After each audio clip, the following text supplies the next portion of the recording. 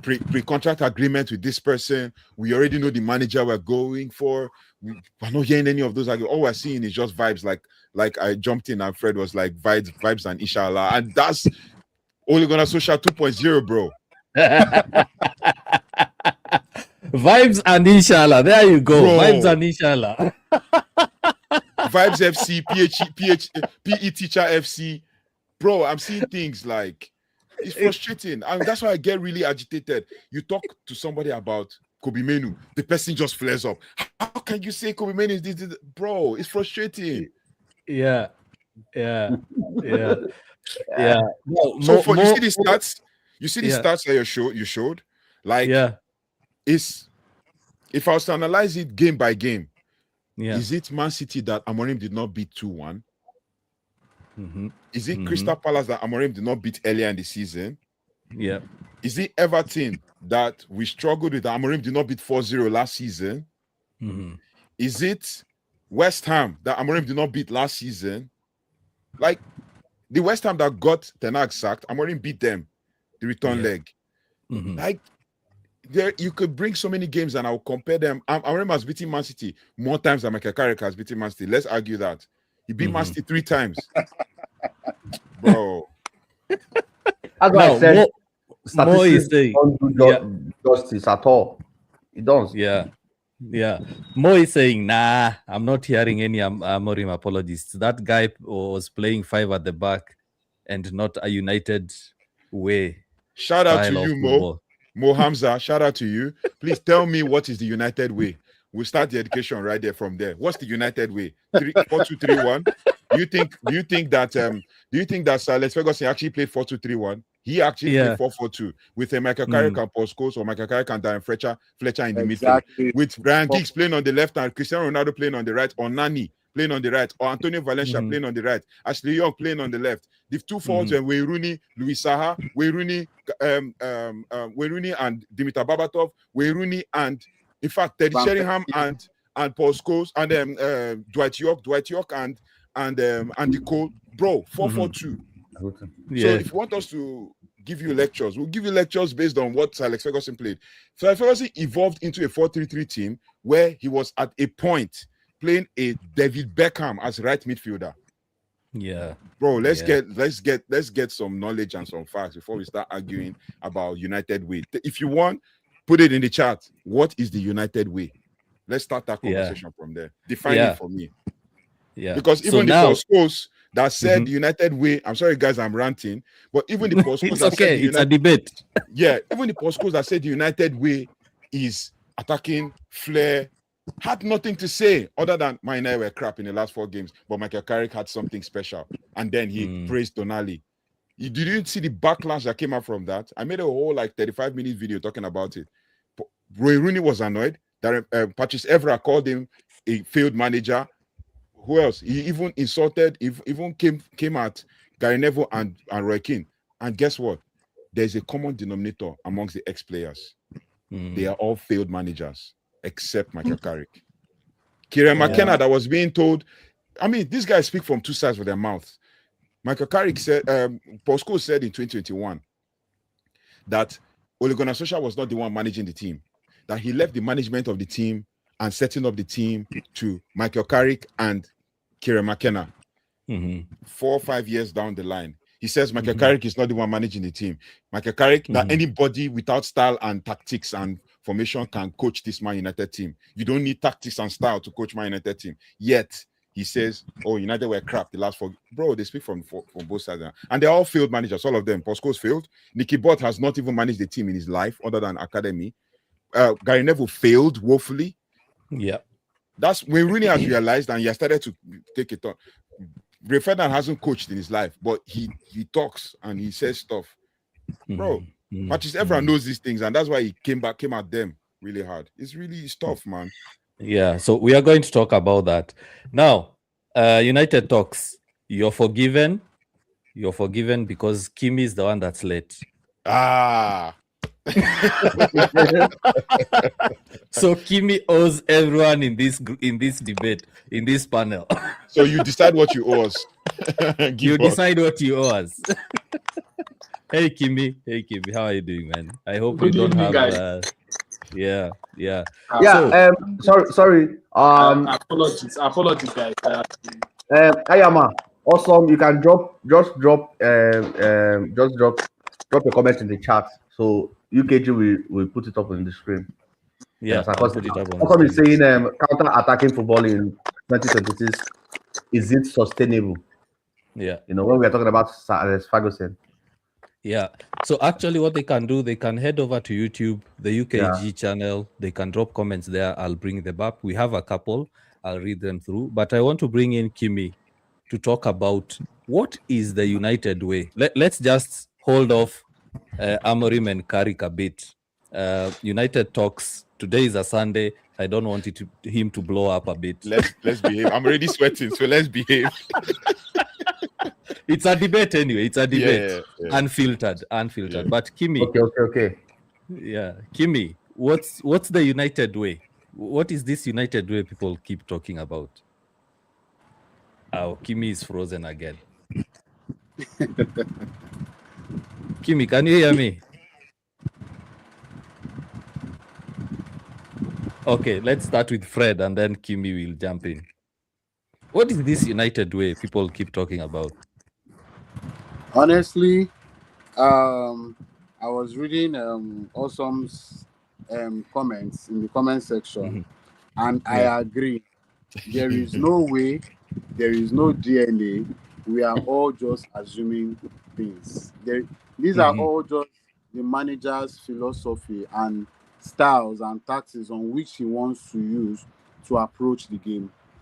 You can all tell, even during Ferguson era, there are games whereby he sets up the team in a defensive approach because he wants to defend all throughout that game. He's having an idea that okay, he might not be able to win this game outrightly. He manages to score one goal and he's going to defend all through. And this was under Alex Ferguson. But there are some games he's going to counter and he's going to counter all through the game. There are some games he's going to attack back to back, not even caring about his defense. He's just going to just attack all through. But this was all under Alex Ferguson.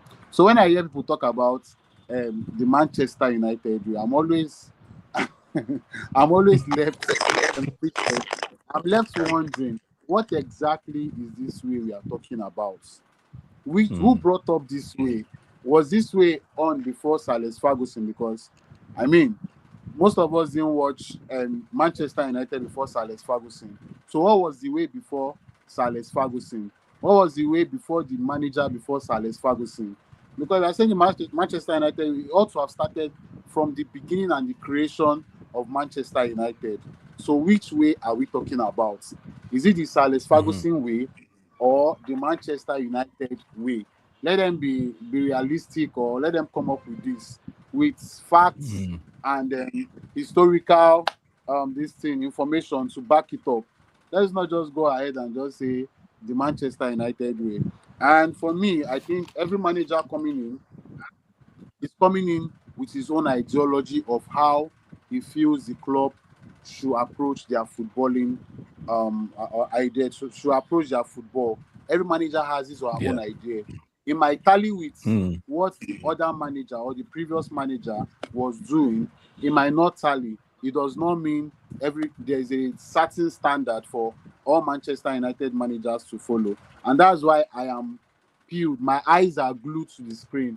I'm waiting for the next manager to come. If it is Enrique, and let us see if he's going to follow the Manchester United way. Because, I mean, Manchester United way is counter-attack football.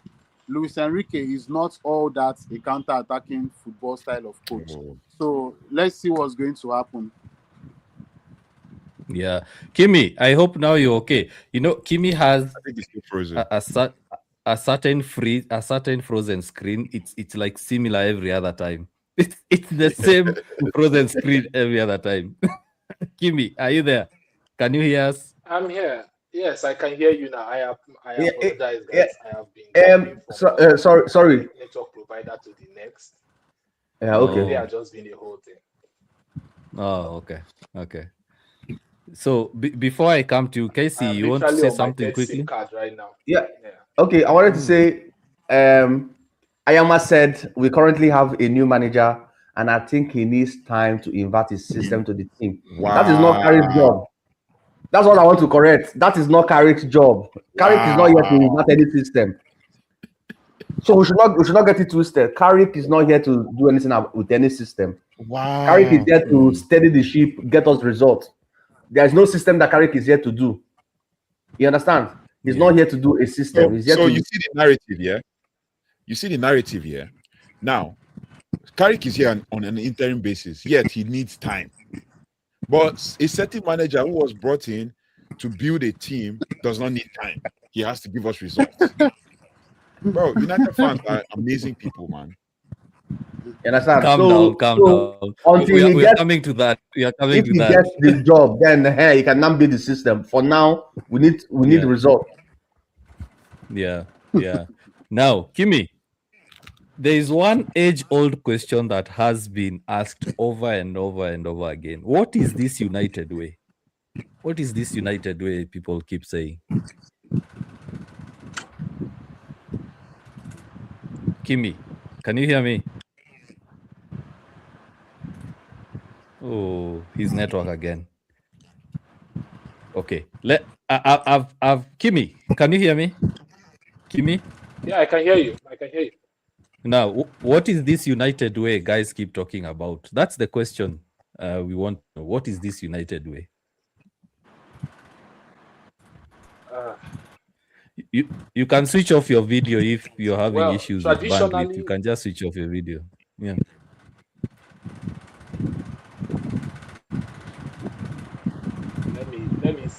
Let me see if I can switch it off. Can you guys hear me? Yeah, we can hear. Yeah. Okay. The Manchester United way that we all know is fast attacking football with an emphasis on wing play. Right? Manchester United attack, they focus on the wings, get the ball quickly to their forwards and score goals. Over the last one thing I would like everyone to know is you can always improve on a system. You can always come with variations to a system. Look at Barcelona. What Hansi Flick is doing at Barcelona, you cannot compare it to what Luis Enrique and Pep Guardiola was doing when they were at Barcelona, right? He brought his own spin into the Barcelona way of playing while still paying homage to the traditional system of playing football at Barcelona. So I think Manchester United fans are kind of boxing themselves a little bit by insisting on playing a particular type of football. Your team has been struggling. The people behind the scenes have not even set a proper environment for a culture at a club to be developed. And you're trying to force managers to play in a certain way. It's just like, guys, you are talking about graduating with a PhD when you don't have a second.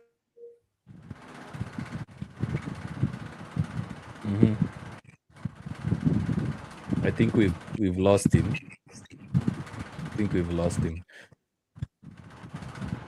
Yeah, I can allow him to continue when he comes back. So I've asked ChatGPT.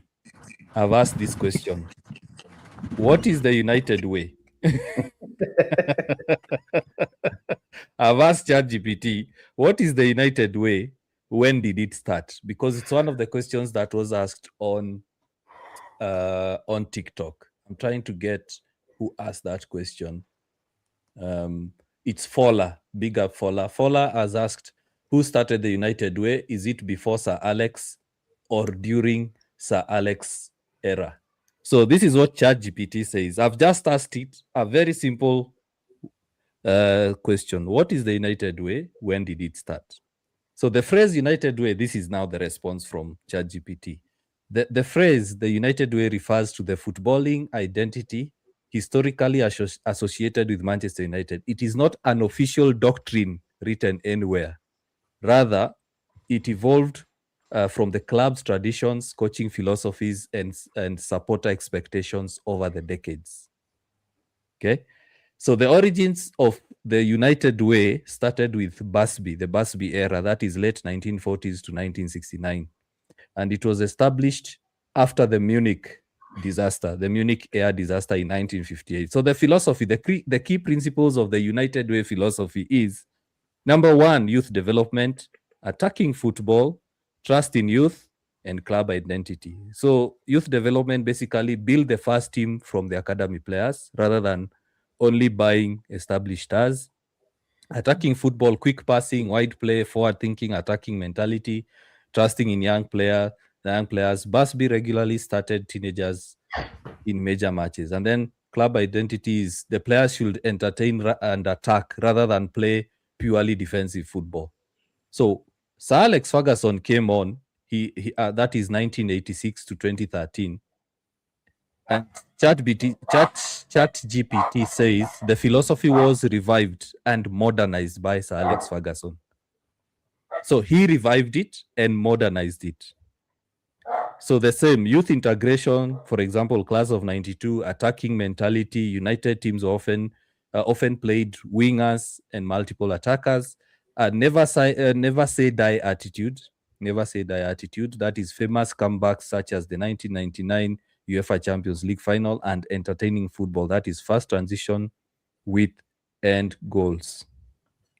So United Talks podcasts. From the look of things, it seems that the only difference between the two is never say die attitude and entertaining football. And to me, the United Way then, it means playing youth players and constantly attacking while entertaining. That is the United Way. Yeah. So, okay.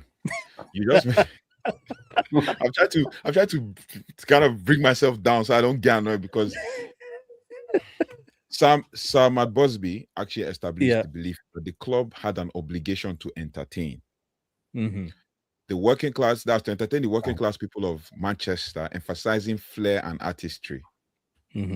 So Alex Ferguson reinforced these values over 26 years, combining attacking intent with tactical flexibility and unyielding demand for high standards. I mean, you asked ChatGPT. I just quickly Googled it because we've done this before. And I Googled it and I used the AI mode to kind of break it down, because it will get like different takes, right? From different contents and stuff. Football has moved on. That's the truth. Whether we like it or not. They say reinforce the values. That's values. So the United Way is all about values. Combining attacking intent with tactical flexibility and unyielding demand for high standards. It reminds me of a certain manager who demanded high standards from players. And if you don't meet the standards, you're off the team. Yeah.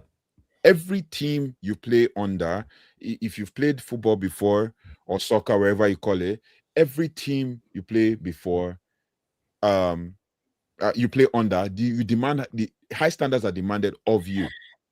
I started playing football as a right wing forward. And then as you grow older, you start to evolve your game. And I went to right back and then to center back and then now central defensive midfield, right? You demand high standards of yourself every time. I'm looking at Mohamza's comments and it says, simply put by ChatGPT, attack, attack, attack. What does attack, attack, attack mean? Because against Newcastle, we did attack, attack, attack, and they counter-attacked us and scored. So now the burning question with regard, because it says winning. So I mean, we did this when I said it says attacking football, youth development, like you mentioned, winning mentality. That's a relentless pursuit of victory, characterized by resilience and never say die attitude. This epitomized by Fergie time, where the team is expected to fight for a result until the final whistle. That is the United Way. But I mean, there are other teams in the Premier League that are fighting for results until the final whistle. Does that mean that they're playing the United Way? There are other teams that are embedding youth and youth development into their team. Does that mean they're actually playing the United way? There are other teams that play attacking football. They praise he says youth, courage, success. That's the United motto, not the United way. Let's get some knowledge in. It's not it's the United motto. Sir Alex Ferguson emphasized on tactical flexibility. We tried tactical flexibility against Newcastle. We failed. So where does it come from? Where does the United way come from? It's from Sam Busby, entertaining the people of Manchester.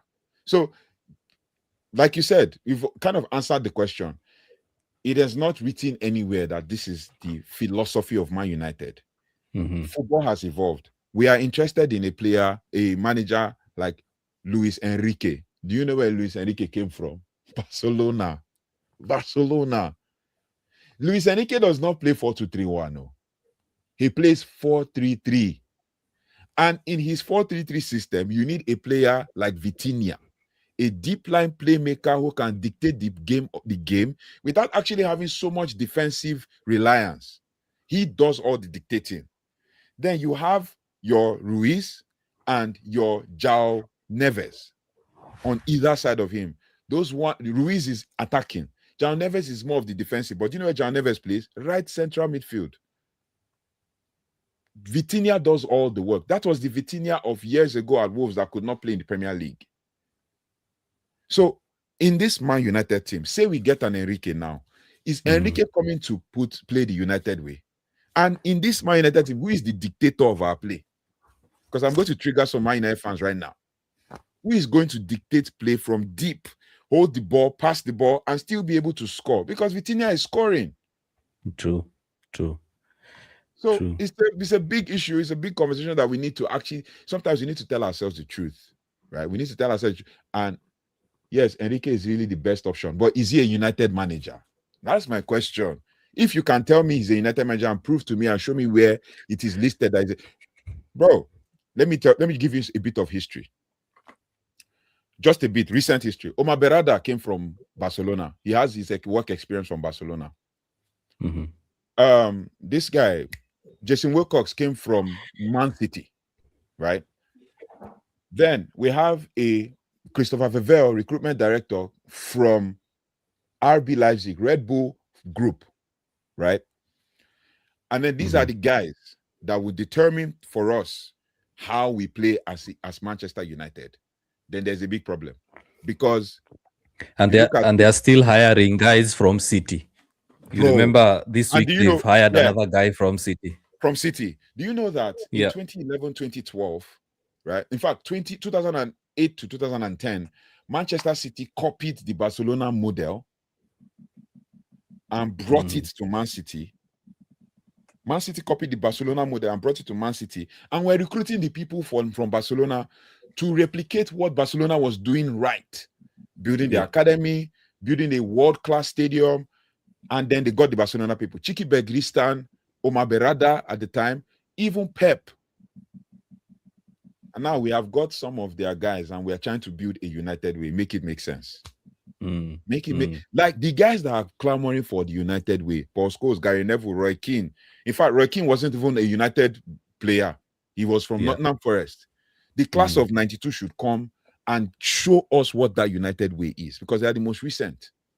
True. Now, let me pull in Casey reacts on this.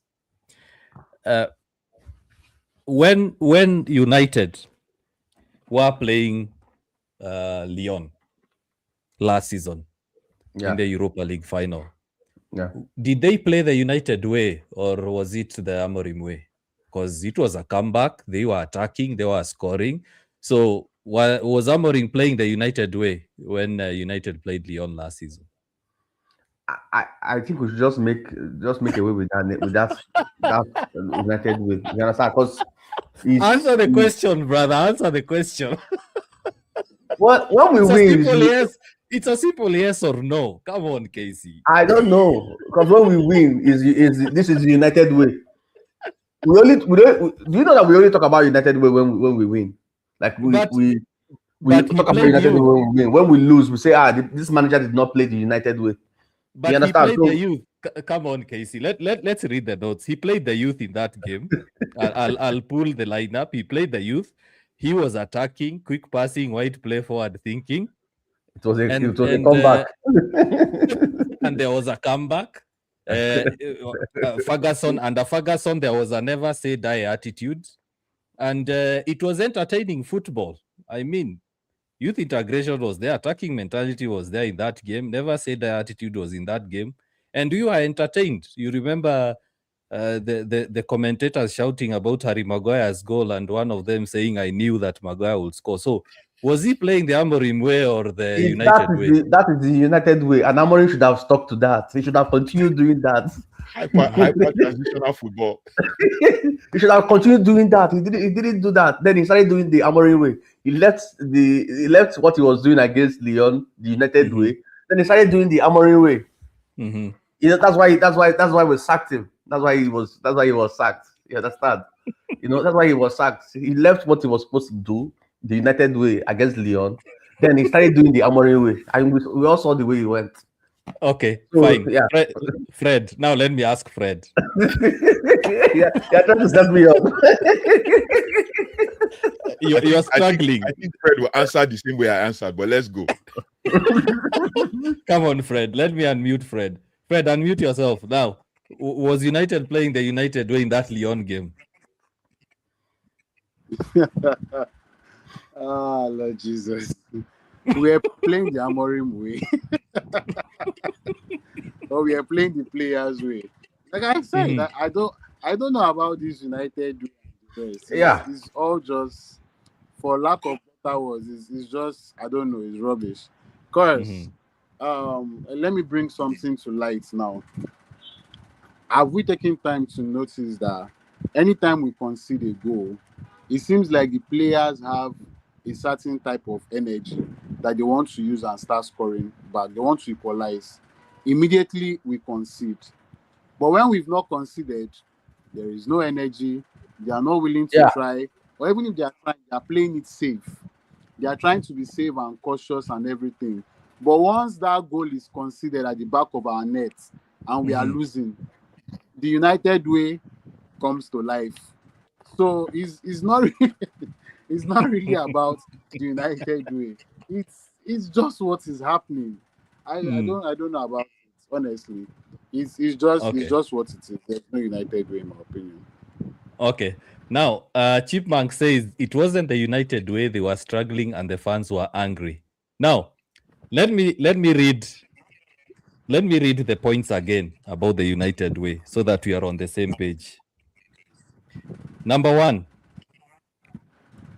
attacking football, youth promotion, entertainment, mental resilience, and long-term team building. That's in a nutshell. Attacking football, youth promotion, entertainment, mental resilience, and long-term building. Let me just leave that comment there. Now, looking at the lineup, guys, it was Onana, Mazraoui, Maguire, Yoro youth. Dalo, Ugarte, Casemiro, Dogu youth. Garnacho, academy graduate youth. Hoyland youth. Bruno Fernandes. Comeback win. Entertaining football. Mental resilience. You're muted. You're muted, United Talk. Sorry. The only academic graduate in that United way mentality or youth promotion and all of that was Garnacho. And Garnacho was technically not an academic graduate because he signed him from Atletico Madrid for £800,000. Come on, he's an academy graduate. Okay, so youth. It doesn't say necessarily from the academy. It says youth. Unless that. Youth. So there were 3 youth players in that team. Garnacho, Dogu, Yoro. Okay. And we can say Hoyland as well because he was 23 then. He was 21 then. 21, yes. So out of the 11, 4 of them are youth players. United came from behind, scored. United entertained. There was mental resilience to get the comeback. So what if guys are saying, if for example it wasn't the United way, they were struggling and the fans were angry, and we've listed them and highlighted examples. So guys in the comment section, what exactly is the United way?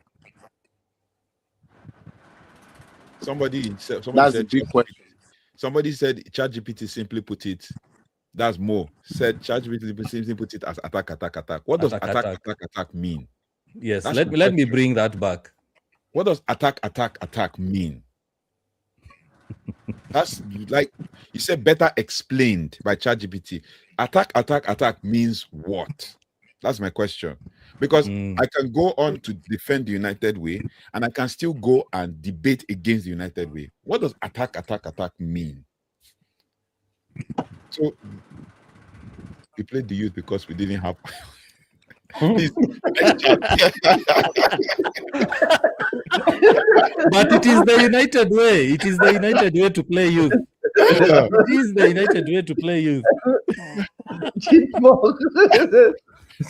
So Ayama, I think your question has been answered. He said Ayama is asking, during Ruben Amorim, did we play the United way? So this is so I refined my prompt, right, when I was Googling just to answer that question. Yeah. I asked, I said, was Man United way being played against Lyon? Right? Was the Man United way being played against Lyon in the Europa League? And the Google AI thing could not give me an answer. You know what it did? It just explained the match for me. First leg, the teams drew 2-2 at the stadium, Groupama Stadium, where Joshua Zirkzee and Ryan Cherki scored late goals. Then second leg, historic encounter at Old Trafford. United won 5-4 after extra time. Right? 2-0 win, 2-0 lead. I mean, why are we dropping leads? That's the question. We were 2-0 up. Manuel Ugarte Diogo Dalot should have finished off the game, didn't need to go to extra time. Lyon fought back to lead 4-2 at extra time, despite being down to 10 men. After, I mean, that sounds very familiar. After Corentin Tolisso was sent off, then the comeback happened when 3 goals were scored in extra time. Bruno Fernandes, Kobe Mainoo, and Harry Maguire to secure the win. Yeah. Now, the reason why I'm asked this question is because of the significance of this match. Amorim famously compared the comeback to United's legendary 1999 Champions League final win, noting that he watched the documentary for inspiration before the match. This victory sent United through semi-finals to face Athletic Bilbao. Yeah. It's just a comparison. It's not really. Yeah. So Mo is very, very triggered about Amorim. We are actually not talking about Amorim. We are just using Amorim as an example of. That's why I gave 4-1. I said I'm going to trigger a lot of Man United fans, but let's keep it going. So at this point, I think this United way thing is like triggering people. Stop talking about Amorim. He was crap and he was sacked. Talk about the current. We are going to talk about the current. We are going to talk about the current. But before we talk about the current, one of the names that has been mentioned as the next manager is Luis Enrique. So I've also done a quick prompt about this is what I've asked ChatGPT.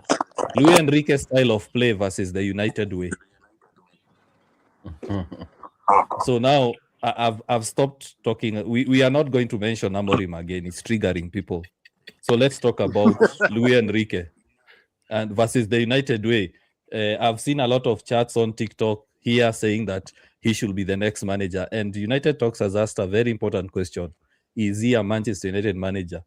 And one of the comments says from Fola, Enrique is not a Manchester United manager type, but he is a good manager though.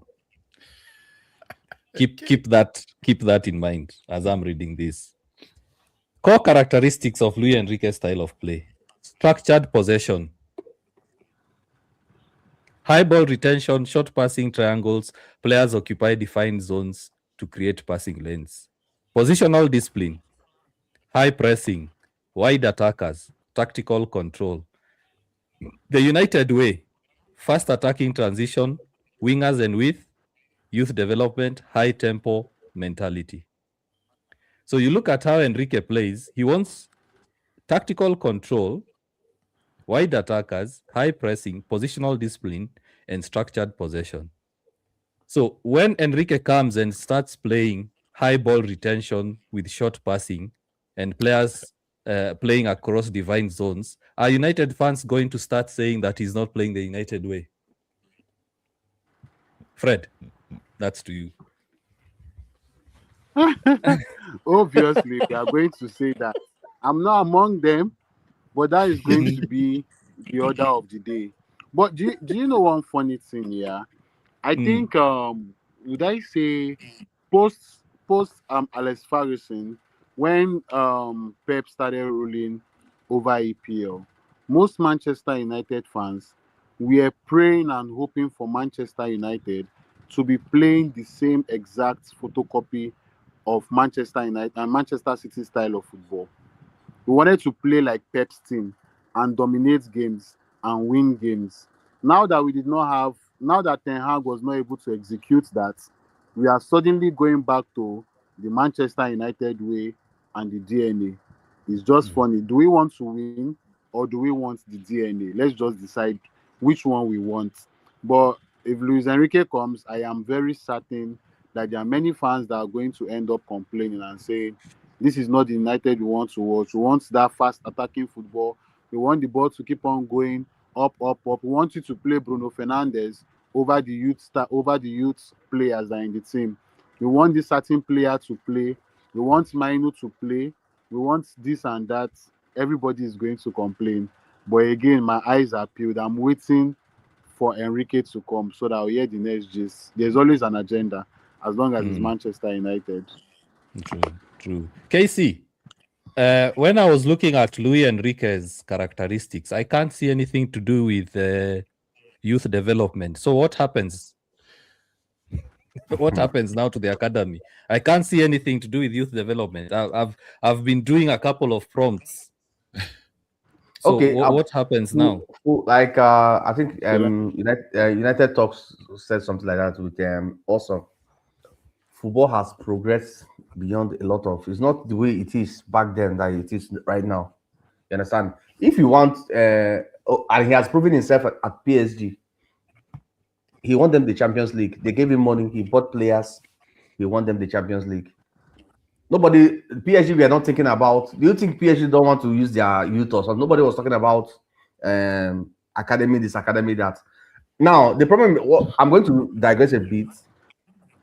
The fans should just chill. If our board go for Enrique, so that we don't repeat the mistake of Amorim. If our board go for Enrique, that means you want to play the kind of football that Enrique plays. So everybody should forget about the United with 5. If Enrique is playing 5 at the back, leave him like that or don't sign him. That's what I'm. So you guys should be ready for it now. You guys should be ready for it now. You're hurting a lot of people, Casey. You're hurting. No, you can't just go and say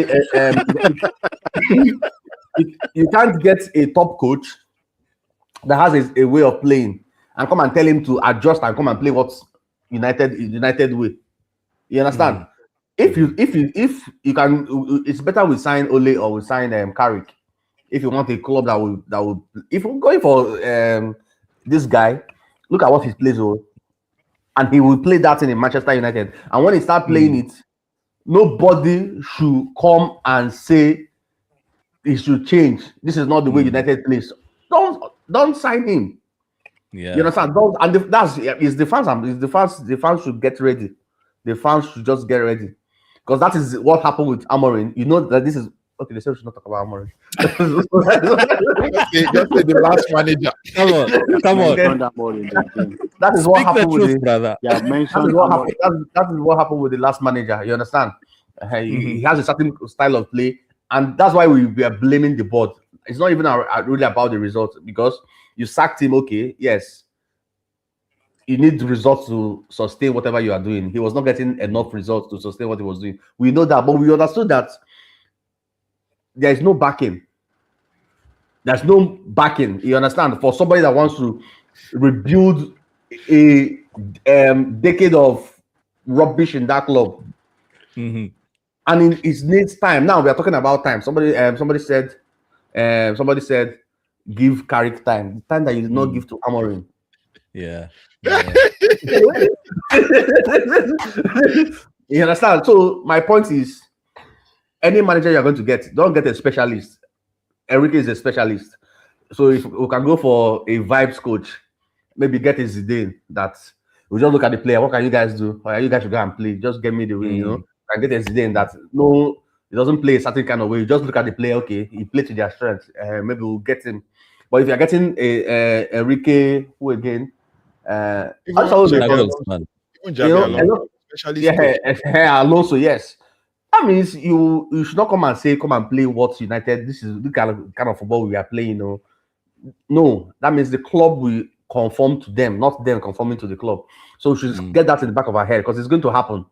If you want a top coach, that top coach will come and play his kind of football. So this is now we've done a series on United Way. Where's that Hamza? Go and watch it. Go to UKG's page. Scroll, you will see it. They go to United Talks page. It's on my page too. It's on first page. You will see we did a more than 2 hours video on talk about the DNA, the United Way. We talked about it very, very, very well. You know, you will hear how United Talks explain how even DNA used to mutate, doesn't stay constant over time. You can't just come and saying this is football is moving. Football is moving. Now, before the defender have to be stagnant and stand one place. Now it's evolving. If you are stagnant one place, you have to be moving. You have to know how to pass the ball. Football is evolving, so we evolve with it. You can't come and say, Awesome ask the question, do you maintain a counter-attacking in this present 2026? No. You know? So, yeah. So if we get a manager, if we get Luis Enrique, it's better we don't go for him, except we are ready to just forget about that United Way. You understand? And we might see our favorite star boy on the bench. And I will keep saying that one. No. There is no title. There is no title favorite. It's just a star boy. He's our star boy. Star boy. That's it. He's not sharing it. Why are you taking Bruno's title favorite? Bruno is the favorite, so the star boy. So anyway, let me land this: the United Way versus whatever we're talking about. Let me just say this. All of us are in agreement that football has evolved. You look at Barcelona, the Barcelona that beat Juventus in the Champions League with Neymar, Suarez, and Messi. It's not the same sort of football Barcelona are playing right now. You look at Arsenal, they are no longer playing the football that they used to play under Arsene Wenger. And I haven't seen any Arsenal fan complaining about this is not the Arsenal way.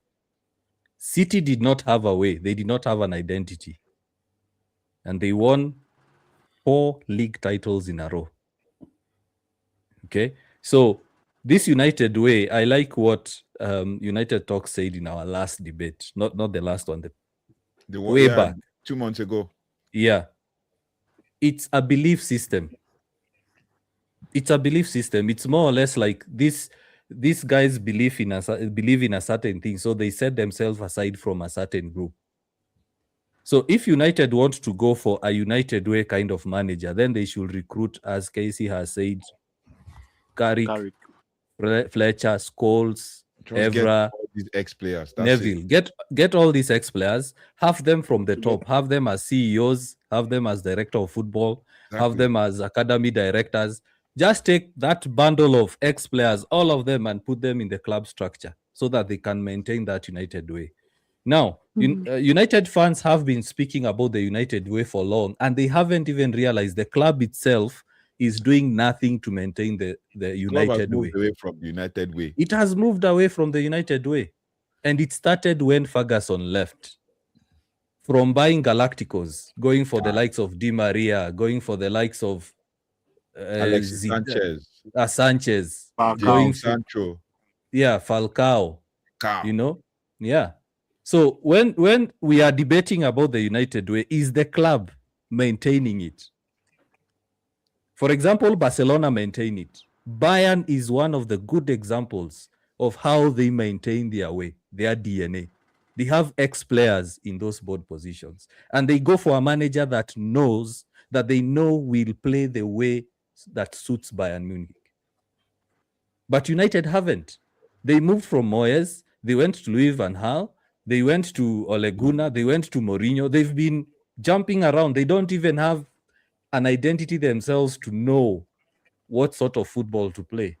So when a manager comes in and we are telling the manager to play the United way, the club itself is not even telling the manager what is the United way. So we are expecting clouds. We're expecting rainfall clouds in a dry desert. It can't happen. It is a possibility, but it can't happen. So at the end of the day, when fans are discussing about Carrick, they are discussing about Enrique, they are discussing about this, what is important? Because I agree with one thing that Casey has said, and Fred has alluded to it. We only complain about the youth, we only complain about the United way when United are losing matches.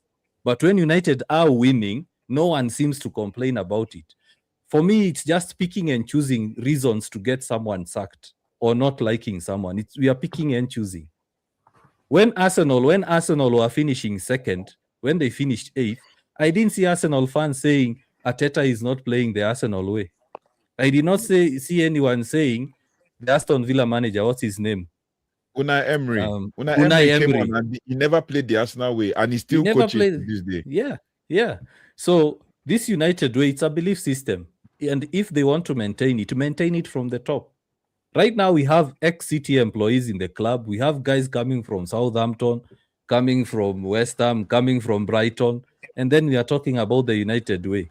So for me, United fans just need to focus on what is important. What is important is winning football. If they want to maintain the United way, then go for a manager that plays that attacking football. But you can't pick and choose. You say, oh, he plays attacking football, but he does not play the youth. Oh, he plays the youth, but he does not play attacking football. He does not play the United way. So whatever we get, that's what we will deal with. Because to me, the United way, the youth, all that was used as a stick to beat the previous manager. And it will be used as a stick to beat the next manager. Because the only way to maintain it is to then give Carrick all the money and tell him, you continue the United way. When Carrick leaves, probably Bruno will be a coach then, and he will be understanding the United way. Get Bruno back to become the coach. Continue the United way. Because United talks, you remember me saying, guys quite often talk about Busby and Ferguson, but they don't know what happened in between. 10-year gap, bro. Yeah. They don't know what happened in between. They don't. Just as you said, someone wanted to, I don't know whether they wanted to banter me or trigger me or tease me. They came and said I was reading the history. Bro, how do you get the history without reading it, right?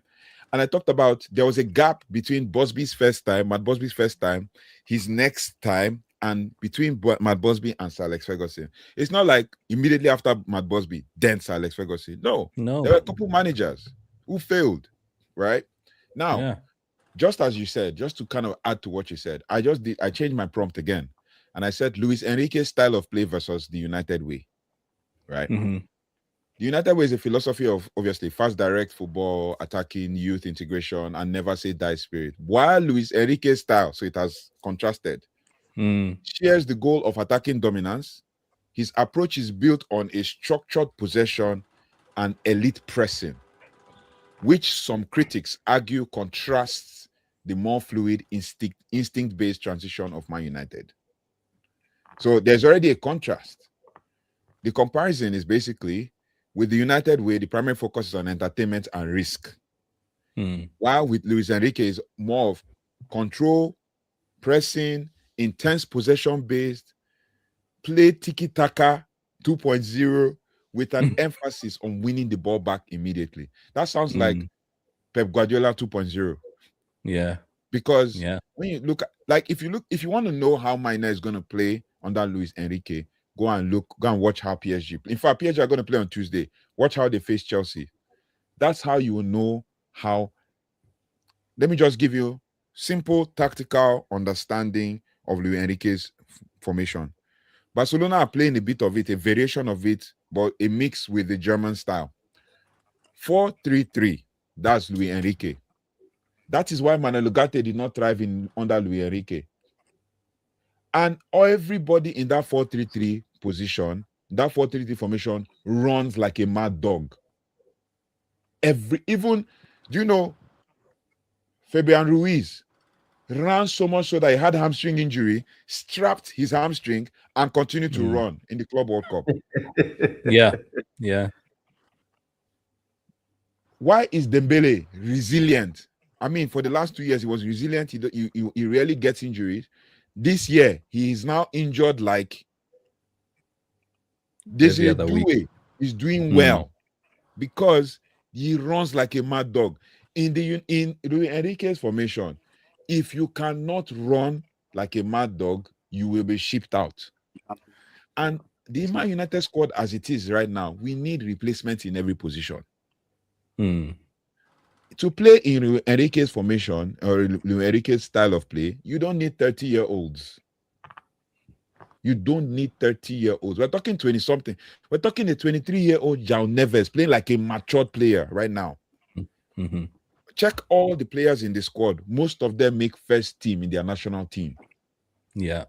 It is this season that Luis Enrique started embedding young players. That's when you see 17-year-olds, 18-year-olds playing.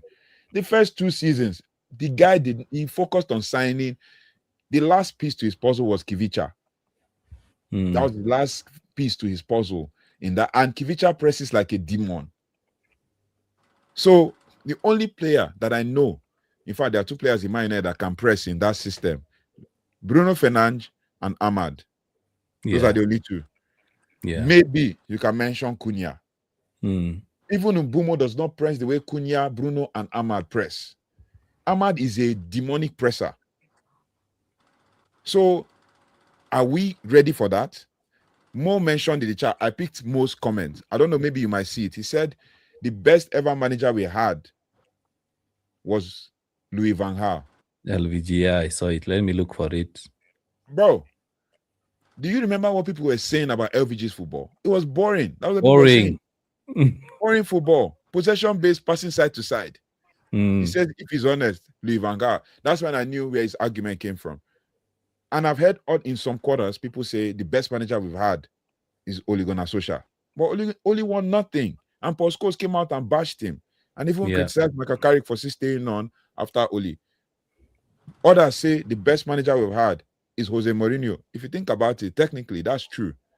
Because Mourinho won something even 5 years after we had not won anything. And he got us to second and third. Ole got us to second and third, no doubt, in 3 seasons. So did Ten Hag. So, I mean, like, the only managers that have won trophies for Man United are Mourinho and Ten Hag and LVG, who won the FA Cup final. The FA Cup, yeah. So, like, what do we want as fans? Because this new manager we're going for, potentially, is a structured manager, a specialist manager, as Casey just said. He's more of control, he's more of positional play, he's more of verticality, and he's more of meritocracy, which means you must be worth it to be in that squad. So some players are going to be off. As long as the star boy is playing, that star boy, we don't care. That star boy, he's 21. You said he likes young players. He's just star boy. Just 21. He's 21. He's 20. 20. He fits in. By the time Enrique is coming, he'll be 21. I mean, Vitinha was not playing in Wolves. Vitinha can play in PSG. Maybe. Now, if you look at the back line, we look at the back. Let's just start from goalkeeping department. We are sorted. Trust me. Cyril Lamans, long term. Radek Vitek, long term. If you bring him back from Bristol City, he's good. In the middle, in the defense, center back, Maguire is definitely going to make that. He's definitely not going to make that Enrique system, because even Enrique recruited from Bournemouth, Zabani, and Zabani is still not meeting up to standard. It's Pacho that is doing the job. Aiden Heaven, Lenny Yoro. Those are the young guys he's going to use. Patrick Dogu is going to be our Nuno Menj, no doubt. He's going to be flying up and down. Right back. Are you sure that Enrique is going to trust Dalo? We might need now. This back four I mentioned, we need one player each to replace. Yeah. In the mid, Casemiro is already going, so we are very thin there. So we need at least 3 players. In the attack, we already have attackers, but we will still need like 2 pressing demons to add to it. So, like, we need replacement. Is this board? I'm not opposed to Enrique. Any manager that they bring to Man United, support, we'll back him. But will this board back the manager? That's the question. Yeah, that's the question. True. Yeah, so good points there. Let me read a couple of comments, then now we jump on to the next topic. Let me start with this one. Sammy says, good evening, gentlemen. Big up, Sammy. Mo says, my opinion is that the club is rotten from the top. Unless we change the ownership, I don't believe we will be back to the glory days. That's my view. Content Kali, by the way. So Content Kali, by the way, Kali is like good content. Awesome. Yeah. Also, Mo. Good content. Shout out to you. Yeah. Big up, Mo. Casey reacts. I think you are picking comments from either, I think, your TikTok account. Yeah. You said I should put it up. Yeah. So Manhai says the intensity under Carrick is different from the one under the previous manager. We've been asked not to name the name. He's left waiting to figure that out. Yeah. The club needs a serious overhaul. That is Sammy. From the sponsors, the Glazers and Ineos, and players should play for the badge. Well, players for the longest time have been playing for the contract, for the money. True though. Yeah, true. We have reports from the media that the star boy wants 200K a week. So that's the report we are getting. Pay him. Yeah, pay him. In fact, give him 500. Give him 500. He's playing well. Manhais goes on and says the intensity is different. I think I read that. More response to Sammy and says, no, the club needs a new ownership. I think he was saying the same thing. Yeah. Vultures. Yeah. He was saying the same thing. He just said that. Same thing. He just said, same thing. Paul Gadi, good to see you. You are saying, good evening to the great UKG family. Big up, Paul. You are saying, have no fear, guys. We have just exhausted the interim high. Perfect time to know if Carrick is there. Yeah. Just to give you guys context, my first match reaction to Michael Carrick's first game against Manchester City, right? I said manager bounce. That was what I just said. I felt it was a manager bounce. People came for me and said, "Why are you saying it's manager bounce? Carrick is the man and all." Now we're seeing it ourselves. Anyway, long may continue. I want him to win every game. He has failed in one. Yeah. Win every game to the end of the season. Yeah. I want to see whether.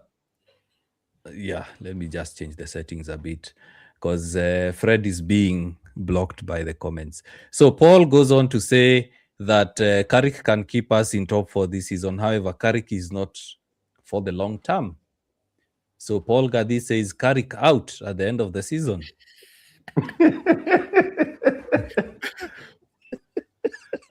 Just to put it simply. Okay, you're still reading the comment. I think the problem with Carrick is, if you are playing one game and we are playing like this, so what will happen when we start playing Champions League? So many games. And it's not even about like I said on paper. If you look on paper, you can say yes, he's doing the job. Just one loss is gotten us to third. But we are watching this football now. We are watching it with our eyes. We know what we are playing. It's not about statistics. We know what we are watching this game since Crystal Palace against Fulham. Yeah. Did you see Fulham exposed us to the fullest? Fulham, third game under Michael Carrick. We were exposed. We almost lost that game. We were 2-0 up. Fulham exposed us that we can't handle 50 games a season. We cannot handle 50 games a season. This is the least number of games we have played in the last 30-something years. We can't handle 50 games a season. At this rate, with the board not backing Ruben Amorim, we're not even in any cup. And yet, bro, It's tough. United talks. Did you watch my video after the Fulham game? I was with Casey. Yeah. And remember the comments how I was Yeah. bashed saying that Yeah. the way we are playing is not sustainable. Yeah. Now guys are You said it, and you even posted the short one on TikTok, and people were still bashing the comments. Yeah. And now guys are starting to see it. Anyway, Mo is very, very angry with Amorim. He's very, very angry with Amorim. He says Amorim left the middle of the park wide open, just like Ten Hag. That football was dross. Even the football now is in great, but let's stop this revisionism on Amorim. Yeah. We were getting cut through the middle, like we play no midfielders, but anyway, so as to move on. Well, we're still getting caught till now. We are still, we're still getting caught till now. Exactly. Yeah. Bro, Exactly. that's why I mentioned the Fulham game. Even before reading his comments, we were still getting ripped open. Fulham ripped us open and showed other teams how to beat us. It's just that Arsenal tried to play, and then we showed Arsenal how it's done. But guess what? From the intensity between Man United and Arsenal to Fulham, there's been a drop. Yeah. You go like It's going down like this, bro. Let's not even mention Newcastle that totally decimated. no, Newcastle had 10 man down, and Jolinti was like 3 people. So nearly was like alone in the midfield against our I don't know if you're in that chat, that WhatsApp group, yeah. I said during the game, I said even Anthony Gordon himself is 2 players. Considering that they are a man down. What did Anthony Gordon do a few minutes later? He drove the ball from the middle into our box to win a foul. And got the penalty. Yeah. Wow. And they were a man down when they scored the pen. Think about it. Yeah. Osam is saying one thing I know is that the patience we don't want to have as fans, legends and clubs, we are going to settle for it at the end. Simple as ABC. Yeah. That will be the end of the matter eventually. We will now wait. Yeah, and then he says Alex Ferguson started building the team that won the 92-93 Premier League in 1987, making major recruitments. It took him 6 years to build that team. Why can't we be patient? United talks. I was with you in Yesterday. Was it Yes. Ostams? Yes. You remember I gave also reference to Man City. Yes. Yes. Man City were bought in 2008. Yes. 2008, they won their first title after the 11-12. Yes, 11-12. That's when they won the title. How many years is that? And the building is along the way. If you pick 1 or 2 trophies, that's a plus. But the most important thing is they were building. They had a Gale Clichy. They had a Sagna in that that game. They had Kyle Walker, Yaya Toure, Nasri. They were building. They were picking Aguero from a young Aguero from Atletico. Just picking 1 or 2. Silva, just picking 1 or 2. Changing goalkeepers, Claudio Bravo and the rest. They were just Joe Hart dumped out. Claudio Bravo, even when it was crap, they just picking along the line, building a team and building it. Like I said, they copied the Barcelona model. Building a team, get a first. Remember Zabaleta? Get a strong first team, and then transition from there. When Yaya Toure was in that team, people said Yaya Toure will never play under Pep. He played 2 seasons under Pep. Yeah. Oh man. Yeah. The patience we don't want to have, and then we are targeting to win the Premier League in 2028. Never gonna happen, bro. Never gonna happen. Your 4-year project has been snapped at 14 months. It's never gonna happen, bro. Yeah. Osam also says Edin Dzeko. And then he says youth development. They can bring in prospects also. That's youth development. Well, according to Manchester United fans, it's not. Because when the star boy was not playing, they had an issue. But when Heaven and Yoro are on the bench, they are okay. No problem. They don't have an they don't have an issue. I just for context here, again, the Everton game when we got the red card and we lost, Ruben Amorim made the man who shall not be named a starting lineup, and in the 56 minutes made changes for all the first team. The rest were youth and goalkeepers and the rest. But yet he's being criticized for having 5 defenders on the field. Yeah. Why did Yeah. Michael Carrick take out 1 defender and have only 2 so that we can be attacking? But in the 61st minute, Michael Carrick brought on Manuel Ugarte and Dalot. When we needed speed and intensity, he left Ahmad on the bench until the 71st minute, bro. But nobody's calling that out. If it was a certain manager, they'll say, oh, he left attackers on the bench. He should have brought on Shea Lacy. I literally had an argument with somebody, and I asked, who should he have brought on considering this lineup? The person mentioned Shea Lacy, and I'm like, are you serious? Even the journalist mentioned that too, Jamie Jackson. I'm like, are you serious? Another question would be, where is Shea Lacy since the last time he played?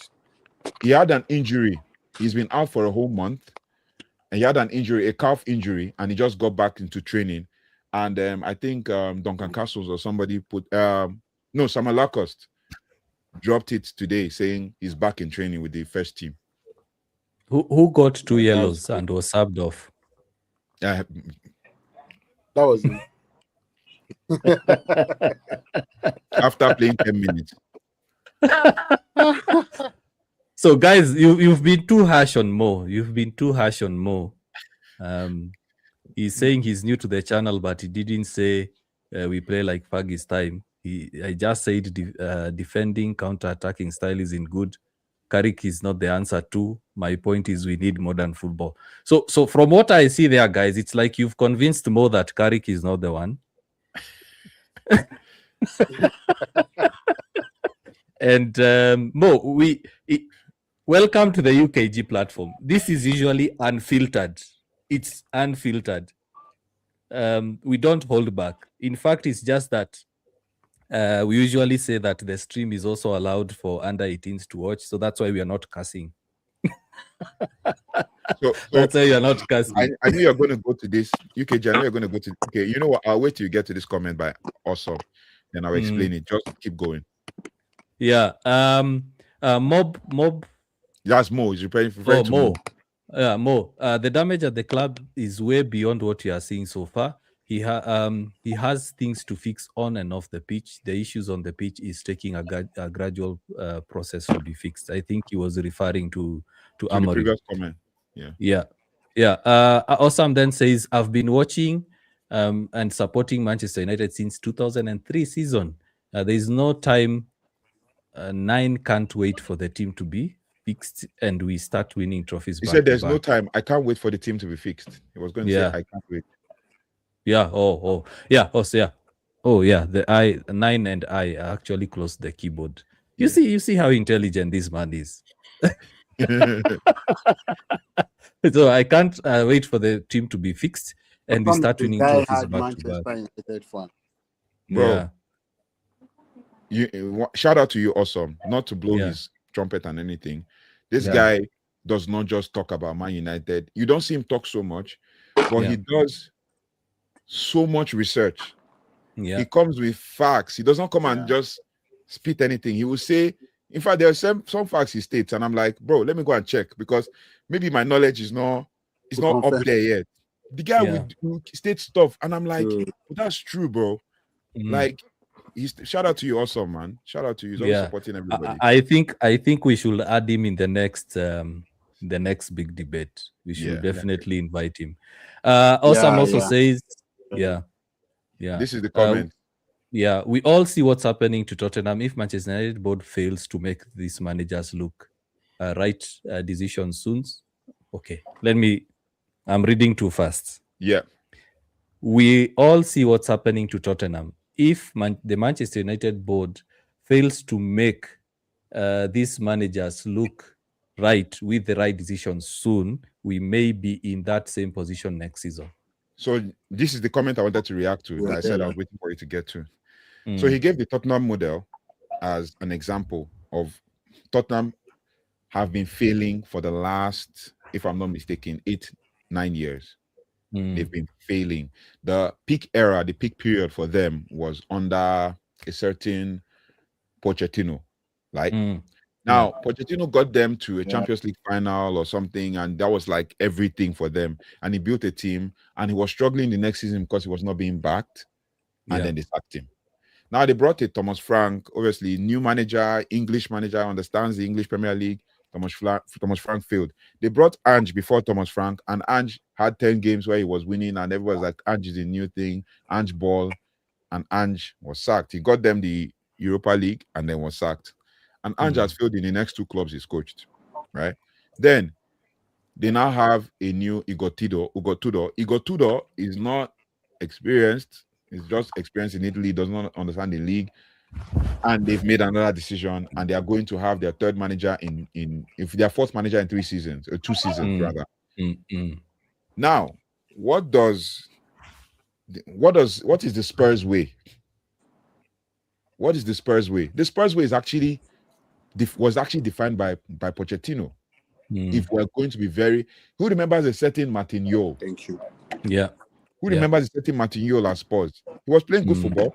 Remember a certain Roy Hodgson. Yeah. No, was it Roy Hodgson? No. Redknapp. Playing good football at Spurs. Yeah. But do you know who defines Spurs' best era? Redknapp. No, Pochettino. Pochettino defined Spurs best, but he still sacked him. Mourinho tried at Spurs, failed. Conte tried at Spurs, failed. Right? And now it now becomes a consistent succession of failures back and forth. And that's where we're heading right now, because this is our 4th manager in 2 years. Yeah. Our 3rd manager in 1 season. That sounds like Spurs to me, though. Yeah, it is. But I like this comment here. Let me read this comment. I like this comment. By the way, who's the star boy? Is it Ahmad or Kobe? You guys are talking about. Come on, Mo. No. You don't act that. Mo, catch up. Mo, catch up. See, you know what, Mo? You know what I'll tell you? Go check our TikTok channels, right? Like particularly check me. The last 4 videos I've released. Check the thumbnail. You know what we're talking about. No, now Mo, you don't do that. Yeah. Catch up. Yeah. Catch up. Yeah. Anyway, Mo, homework to you. Catch up. Yeah, awesome is also being very frank here, because that I want us to answer this question, then we move to the next topic. The comments are done. Kick Carrick out at the end of the season with Timberland boots. Carrick is actually protecting his CV. He told you guys, I can't qualify. I'm not promising Champions League. So anything he does now is like he overperformed or something like that. Yeah, his CV is intact. But do you know that mid-table teams like Spurs and Fulham are targeting Michael Carrick? Yeah. In fact, West Ham as well. Yeah. West Ham have actually wanted him. Michael Carrick has coached at Middlesbrough, and Paul Scholes came out to say Michael Carrick has no experience. Like, are you serious? Those guys are hustling for social media money. No, shh. That's our next topic, guys. Just hold those thoughts. Keep going. The last one. My view, even if you bring whatever manager without support of the board, it will reach a time when no manager will want to come to Manchester United. They should be ready to offer support. You know what, Sammy? It's not. It will come a time. We are already there. It is here. Yeah, it is here. Yeah. Enrique said no. Guys are talking about him, but he already said no. He's waiting for PSG's contract. Yeah. Nagelsmann is like, why is my name being mentioned with United? I'm not even interested with club football. It's just that I said I don't see myself continuing with Germany. Yeah. You look at the other names, they are pulling out. The list is narrowing. So we might end up just having Carrick as the permanent manager, which is now my next question. I'll start with Fred. Please, one statement. I'll start with Fred. We go to KC United talks. Please, one statement. Carrick in or out next season? Just one statement. That's hard, man. That's hard. That's a very difficult question.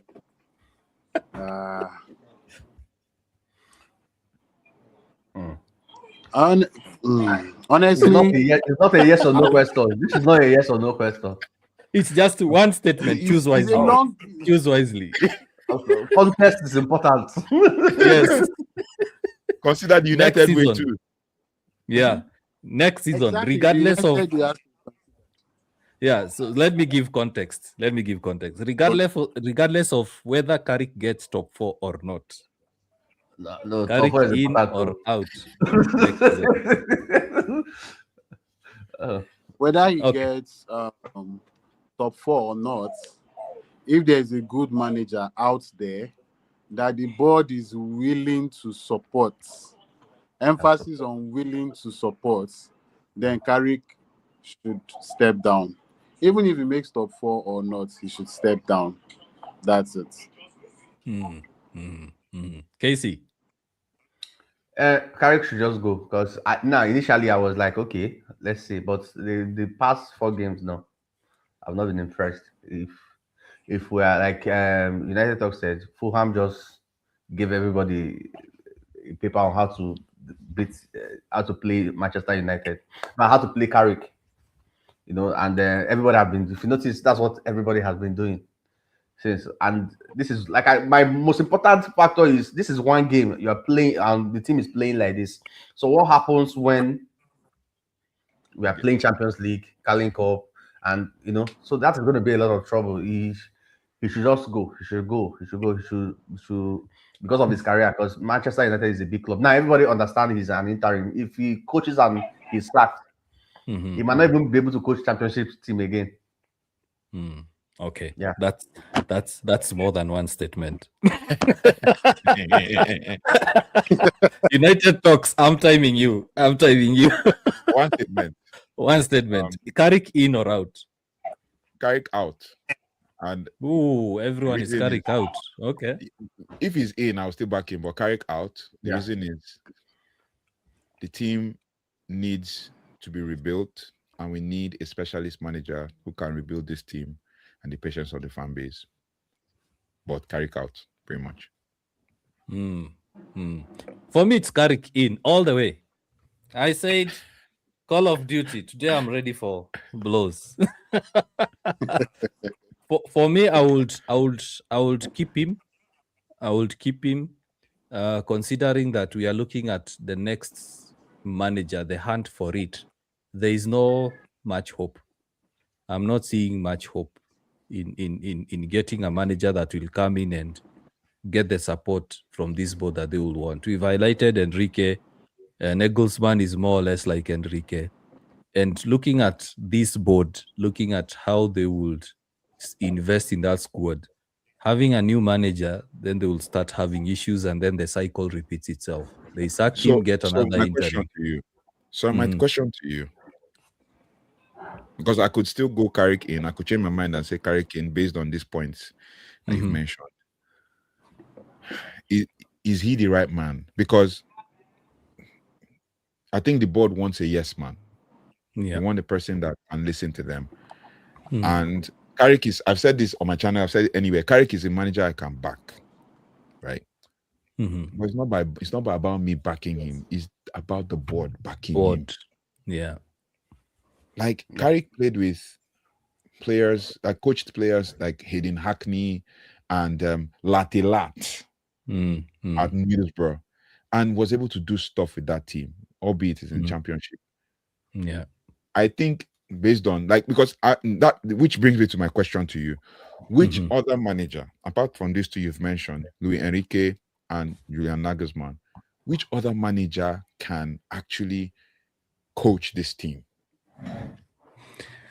The only other manager I can think of is Ancelotti. As Casey said, you just bring in Ancelotti, you tell them, okay, here's the starting 11. Here's the starting 11. Bruno, you are playing 10. Starboy, you are playing 6 or 8. Cunha, you are playing left wing. Everywhere. Everywhere. Yeah. And then he tells them, go and play. And then when United concede, he does his eye. This thing. And then magic happens. United score 6. They were losing 3. They score 6. So in all seriousness, though, I get your question, and that's one thing I've been asking myself over the last couple of weeks. Because you look at the manager hunt, there's not so much hope in terms of getting the right guy. Because even us discussing here, most of us, I'm looking at the charts, I've listened to you, I've heard you. Guys are still not sure that Carrick is the guy. And all the managers you're mentioning, we don't think they are the right guy because of one factor, the board. Facts. That's the only thing. Carrick can succeed. You remember my TikTok on that. Carrick can succeed. Yeah. If and only if he's supported. Luis Enrique can succeed. Amorim would have succeeded. Ten Hag would have succeeded. Ole would have succeeded if they were backed. The issue is United fans are, let me use, you know me guys, I like using real life examples. United is like they make the ingredients to bake a cake, they put the cake in the oven, and then the cake is supposed to bake for like 90 minutes. Every 5 minutes they are going to open to see whether it's done. Every 5 minutes they are going back to the oven to check whether it's done. What eventually happens to the cake? It spoils. Or they are seeing the cake is not ready, they take it out, they start adding more ingredients, doing something, then they take it back. Because as you said, United Talks, we started was it a 3-year, 4-year project till 2028? Yeah. 14 months in, it's gone. Like 14 months in. Issues. They couldn't. It's gone. So for me, I would say I'd give Carrick a short-term deal. A short-term deal, like a 1-year deal, as we are sorting out this manager issue, because the World Cup is going to mess a lot of things. It's going to mess the manager search. It's going to mess player recruitment. Can you imagine now, let's say we get the manager late July after the World Cup. Let's say it's Ancelotti or Nagelsmann. It becomes pointless. It becomes pointless. Because we World Cup, and Awesome said this on his channel. Shout out to you, Awesome. He said the World Cup ends 19 July. Premier League starts a month later, 23rd August. Yeah. What time do we have? No time. Because in that time, they will still be negotiating deals. They'll still be negotiating signings. And that's why I said, if we were ambitious enough, we should have started negotiating some pre-contract agreements now. Now. To show that we're a serious club. Not to be talking about... Now, I commented in the comments. Somebody mentioned Olympic Lyon coach is interested. Oh, De Zerbi. That's Marseille. That's Marseille. Okay. Is De Zerbi, because Lyon coach is Paulo Fonseca. Yeah. Marseille, De Zerbi is a hothead. There's a Canadian star boy, a Canadian star boy of Nigerian descent that played for De Zerbi and Marseille. The guy came late for training, did something, and was not meeting up. De Zerbi shouted at him and told him to call his agent. Yeah. And that guy was moved. He's in Rennes right now. De Zerbi shouted at him and told him to call his agent. He's done. The brawl was shown on the internet. Yeah. A De Zerbi that is ruthless like that, do you think these managers and manager players will act, or do you think even like Jason Wilcox will agree with him? Yeah, that's what I wanted to say. Interference with the board, not even about the players. With the board. De Zerbi wants control. He's been at the Premier League, so he knows he wants control. Brighton gave him that control. Olympique Marseille gave him that control. So these guys want a yes manager. If you're going for De Zerbi, be ready to deal with the baggage that De Zerbi comes with. You will enjoy the football. You'll be entertaining. You work with a lot of young players, but just be ready to deal with the baggage. Yeah. De Zerbi calls out players and the media will deal with him. Exactly. As long as he doesn't mention the star boy, we're okay. Star boy we need to have a conversation of the modern club ownership where they are inserting themselves into decisions by the coach. Like we got saying, I'm a coach at heart. When you're telling the coach, it's going to cause a serious issue. All coaches will not want to come to some certain clubs, like Real Madrid or Manchester United, where the manager will say you're just a coach, you're not a manager of the club, you're just the coach. So that is another factor we need to take in. Will Luis Enrique if it comes to Manchester United or like we said now, the Zabi, you can't come and control him. He needs to have the whole They cast say in his and hand. everything. You know? Yeah. So I don't think that's another factor the coaches will consider before coming to Manchester United. Yeah. Speaking of factors, one of the big ex-players. Awesome. Calm down. Awesome. Calm down. Says that Scholes is suffering from bipolar. So, Fred, what's Awesome, going on? awesome What's is going on? awesome is Yeah. manifesting the Call of Duty on your shirt. He's ready for blows. What's Yeah, what's bro. going on? Carrick is fighting with current players. He's now fighting with ex-players and ex-managers. What is going on, Fred? Well, this has always been the issue with Manchester United. Our legends, our current players, the board, we are all in disarray. You remember the first statement I made? I said the name of our club is Manchester United, but we have the most divided fan base. But it's also the same thing with the most divided board, the most divided group of players, the most divided everything. Everything about Manchester United is not united. So it's always been like that. You hear Scholes commending somebody, and then you hear this other player, ex-player, bashing that same person. I don't know how it works. But then Yes. it's not the same thing for other.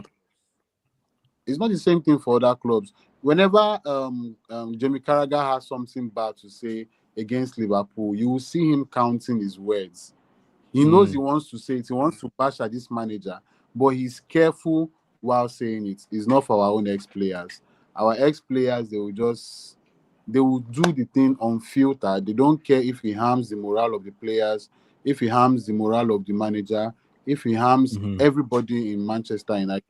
They just say what they want to say, and it makes one even wonder: these people really Manchester United fans, or are they pundits like we know? Or because they claim to be ex-players, but they are doing more of punditry rather than being a fan of Manchester United and all that. So it's like that. I believe they will have a divided ex group of players. So let them continue with their garbage, but let them leave Manchester United out of it. They should just keep their baggage to themselves and leave us. Yeah, I'm seeing also. I'm saying, did you know Scholes dropped another bombshell yesterday? I'm trying to look for it. I'm trying to look for it. He said Luis Van Gaal signed Rojo from Sporting because of his grandson. Oh my God. Anyway. Now, Casey. His grandson liked him on FIFA career mode. Oh my days. This is crazy. I think some of these players they enjoy the attention those comments and stuff give them. Now they are legends, of course, but they enjoy it. Like is it they enjoy it too much? But I thought he stepped back from TV punditry to focus on his family, and he's been doing podcasts left, right, and center. Yeah. So his son is having medical issues, so he decided to take time off punditry. But he's dropping a podcast every other. Is it Wednesday? Or Tuesdays? Wow. Carrick is your you played together, England and every other, and Man U, and you are saying such, I don't know.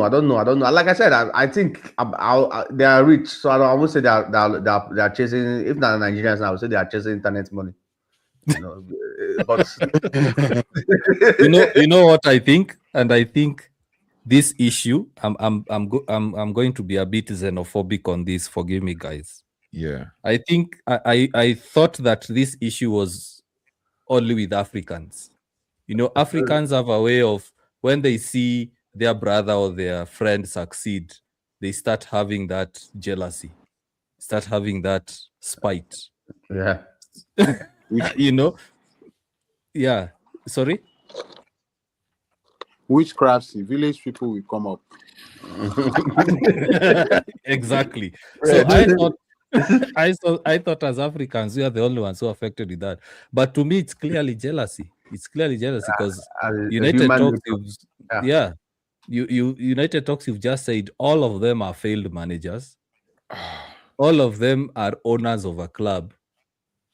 They failed with the club. The club is failing. And yet they speak about the club as if their own club is playing in the Premier League. It's winning trophies every other season. Yeah. You look at Wrexham, they are getting promotions back to back to back. Their Yeah. own Bro. team, Salford, has nothing. Wrexham gave with minimal investment, gave Chelsea a run for their money. That Chelsea squad that played Wrexham, even with young players and everything, is 10 times Wrexham squad. Yeah. You see their stadium, very small. Just 2 celebrity superstar actors, Hollywood actors bought the club. And they said, let's make history with this club. And the club is in contention to come to the Premier League. That will be the story of the century if Wrexham makes it to the Premier League. Yeah. And we're talking, Salford has been there crumbling, going up and down, signing players left and center, making stupid signings and sacking managers. And Wrexham and is they're doing... the ones to speak. Yeah. They're the ones to speak because you look at Evra, Patrice Evra has always been supportive of any manager who's been there. He's always come out to defend. And you know, one thing I say before I pull you into this United Talks. As fans, as content creators as well, we give these people a lot of airtime. We give them a lot of free publicity. Like right now, we are talking about Scholes. What if all of us just decided to rubbish and ignore? He posts it and no one picks it up. What if that happened? They will not have a platform because they are doing that because they know they are going to have airtime. I think I was chatting with you, United Talks. I asked you, do you think Kobe's brother would have worn that T-shirt at Old Trafford if he knew he wouldn't get airtime? He wouldn't get highlighted on the media. He wouldn't have. He wouldn't have. And would he have done it under Sir Alex Ferguson? No. Definitely not. And guess what? If he did it, the next day, Sir Alex Ferguson is selling him. Yeah. If he could do it to Pogba, Ronaldo, Van Nistelrooy, and even Roy Keane, definitely the next day, Kobe Menu is getting sacked. Yeah. So you look at these ex-players, they're just speaking trash because they want that airtime. They want to have guys going to their YouTube channels to watch it. Casey, you are saying they are rich, but I can tell you for a fact, most footballers go broke after they retire. Most footballers go broke. Because I was listening to a podcast of a player. Was it a Nigerian player or a Ghanaian player? He was giving a basketball player, that is, not really soccer. And he was calculating the math of how much money they get in the end. So he says he was getting, I think, $1 million or something like that. There are agent fees. I don't know what. The missus comes and wants a Gucci bag. He has to maintain car payments on his Lamborghini. So by the time the money is landing to his bank, he had like $86,000. I can't remember the amount, but it was less than $100,000. So these footballers, most of them, you find that they don't really invest their money well when they are playing. How many African footballers, guys, have we seen playing in Europe? They come back to Africa and they're broke. Many. How many? Many. So they have to do that because that's how they are getting their cash flow flowing. So United Talks, I don't know what to make of this because I believe the only way to stop this rubbish is for us content creators, ITK accounts, guys on social media to stop talking about it. When they post, just ignore it. Yeah, but then it's going to be good to do that. But then it's not just all on us because the media puts it in our faces. Yeah. Now, why I said that is because Paul Scholes made a comment about the Newcastle game and just kind of screenshotted a dark screen on his Instagram and said he loved Tonali. Snapchat. Instagram. Yeah, Instagram. Oh, yeah. Yeah. So he posted it on Instagram and people screenshotted it. And they started. So how the media amplified it is they're asking other ex-players to respond. Right? Yeah. Patrice Evra said, he believes that Paul Scholes' account was hacked because he expects more from him. And then he slagged Evra. Maybe I'll just read, because while I was researching it, I saw the comment and it was trending on X. So we might boycott their comments without amplifying them. But then what happens when the other guys, the media, who are kind of like the enemy of Man United as it stands right now? Yeah. And because you look at why I said the media is because if you look at the post Newcastle game, the questions they were asking Michael Carrick post Newcastle, Michael Carrick could barely put his thoughts together to answer the question. All he kept repeating was, "We lost, we lost, we lost," and it was not a good enough performance. Evra called out Paul Scholes, Roy Keane, and Gary Neville for what he sees as TV-driven negativity, mocking Scholes' quiet playing days and Neville's failed Valencia stint, where fans reportedly wanted paella, but got fish and chips. And then he also said, but got fish and chips. Now, the rule allowed United. He followed United's 2-1 defeat to Tema Newcastle on March 4th. And the loss, that was Michael Carrick's first loss. Mind you, that was Michael Carrick's first loss in 10 games after coaching Man United in 2 stints. Right? Now, Wayne Rooney also backed Carrick's efforts and slagged Paul Scholes. Not really, but said it seems that is unexpected from Paul Scholes. Right? Now, if these guys are coming against each other like that, then that tells you something. Rooney says, while most United legends genuinely want to see this club return to the glory days, he comes across, this is Paul Scholes, as someone chasing attention instead. The constant criticism of players and even taking shots at his former teammate Michael Carrick feels unnecessary and honestly a bit disappointing. It's hard to understand why someone connected to the club would keep tearing it down rather than supporting its rebuild. Mind you, Wayne Rooney did not come from Man United Academy. He was bought from Everton. Patrice Evra came from Monaco. He was bought after that Champions League final performance. And he's talking about the club, right? He's talking about the club more than these guys are talking about the club more than the guys who came from the class of 92, that if you sit them down and ask them in a documentary, they would come and tell you stories of how they grew up. Have you ever seen David Beckham come out to criticize anybody? No. Exactly. So we might boycott these things, but there are some cloud chasers who want to dwell on negative context. And that is what I tagged a few months ago when I was doing some research on Man United as the crisis economy, that the media thrive on United in crisis. I'm sharing this stream on my channel, but you know what I put there? United chaos.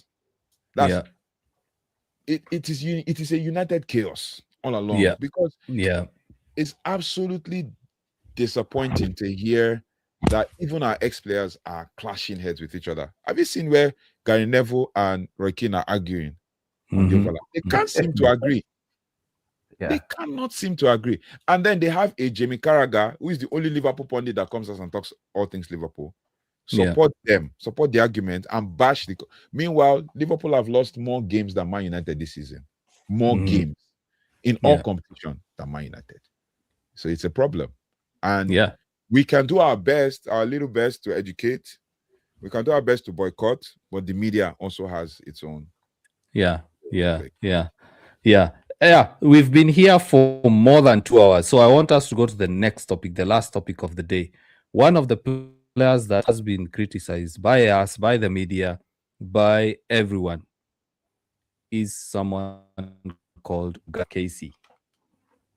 Should United keep Ugarte,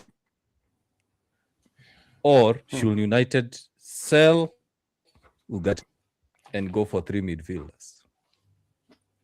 Oh, okay. Now this is where that planning comes in. It depends on the kind of manager we are going to get. You understand? If you are if we are going to get a Luis Enrique, of course we're going to sell Ugarte. If he doesn't want him there, he won't want him here. Understand? So it depends on the kind of manager we are going to get. even down to the signing, if he probably that's why we have not signed anybody.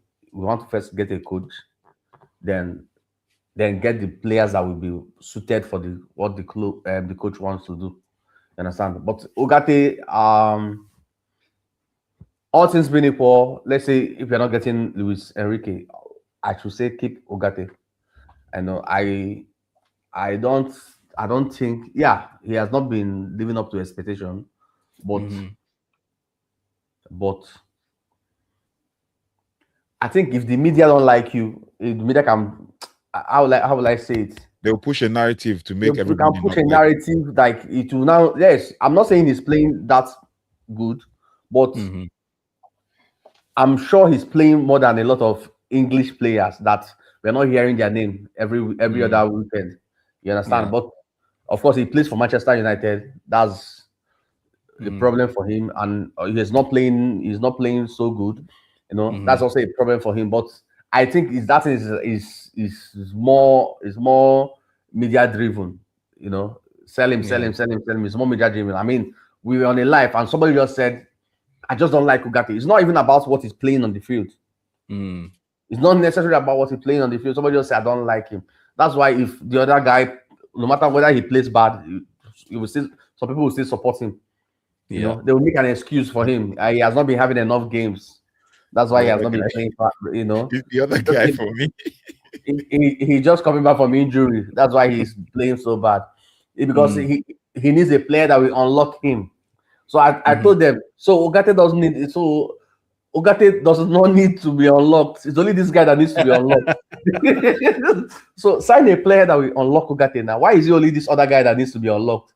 Sign a player that will unlock Ugarte too. You understand? The same grace you extend to this player, extend it to the other player too. But if you ask me, except Luis Enrique is coming, because while I say Luis Enrique is, if I rejected you here, I'm going to reject you here too. If apart from that, Manchester United fans should know that football goes beyond the first 11. We could have players on the bench, and we are going to be playing Carling Cup, FA Cup. Injury can come in. You should need players that can come in, even if they don't give 100%. If they can give 50 of what the person that are replacing gives, it's okay. You understand? They don't need to give the whole 100%. If we get to Tonelli or whoever that will come in, and Ugarte can come, rotate the squad, is more than the first 11, more than first team. If you ask me, let him stay. Okay. United talks.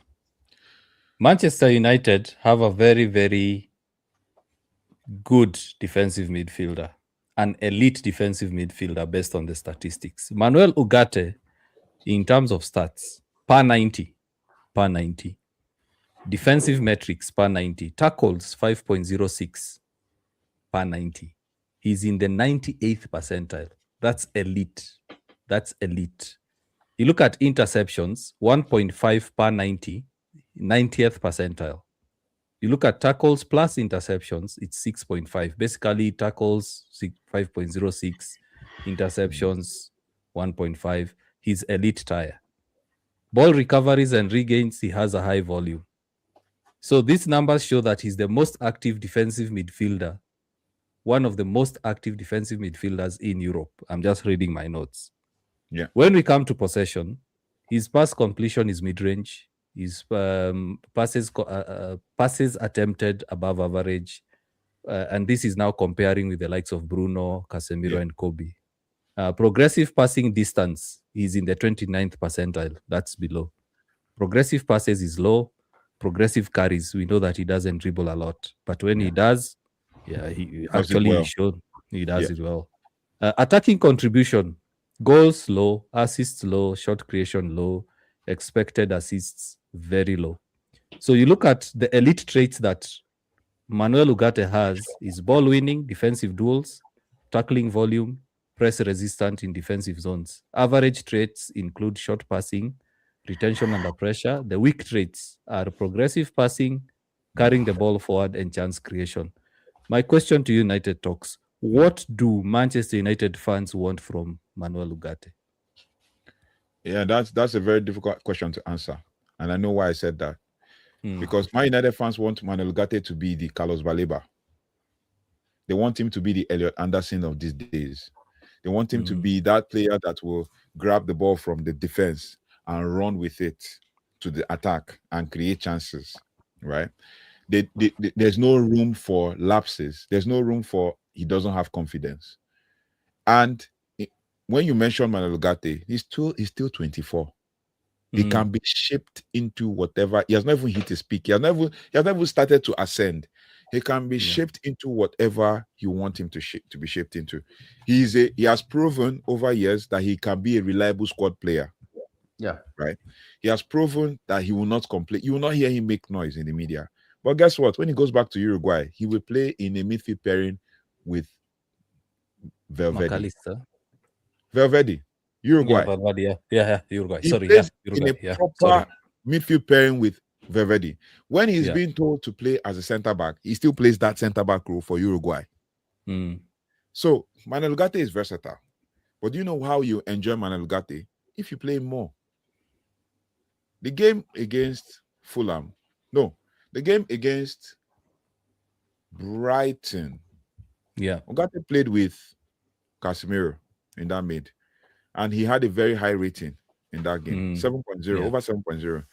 And he had some good actions. Let me give you one shocking one-game stat. And I'm not using one game to judge Ugarte, but one game stat. Manuel Ugarte played from the 61st minute against Newcastle. Yeah. And he played only 29 minutes. And in that 29 minutes, he had 5 defensive contributions. Kobe Menu played 71 minutes.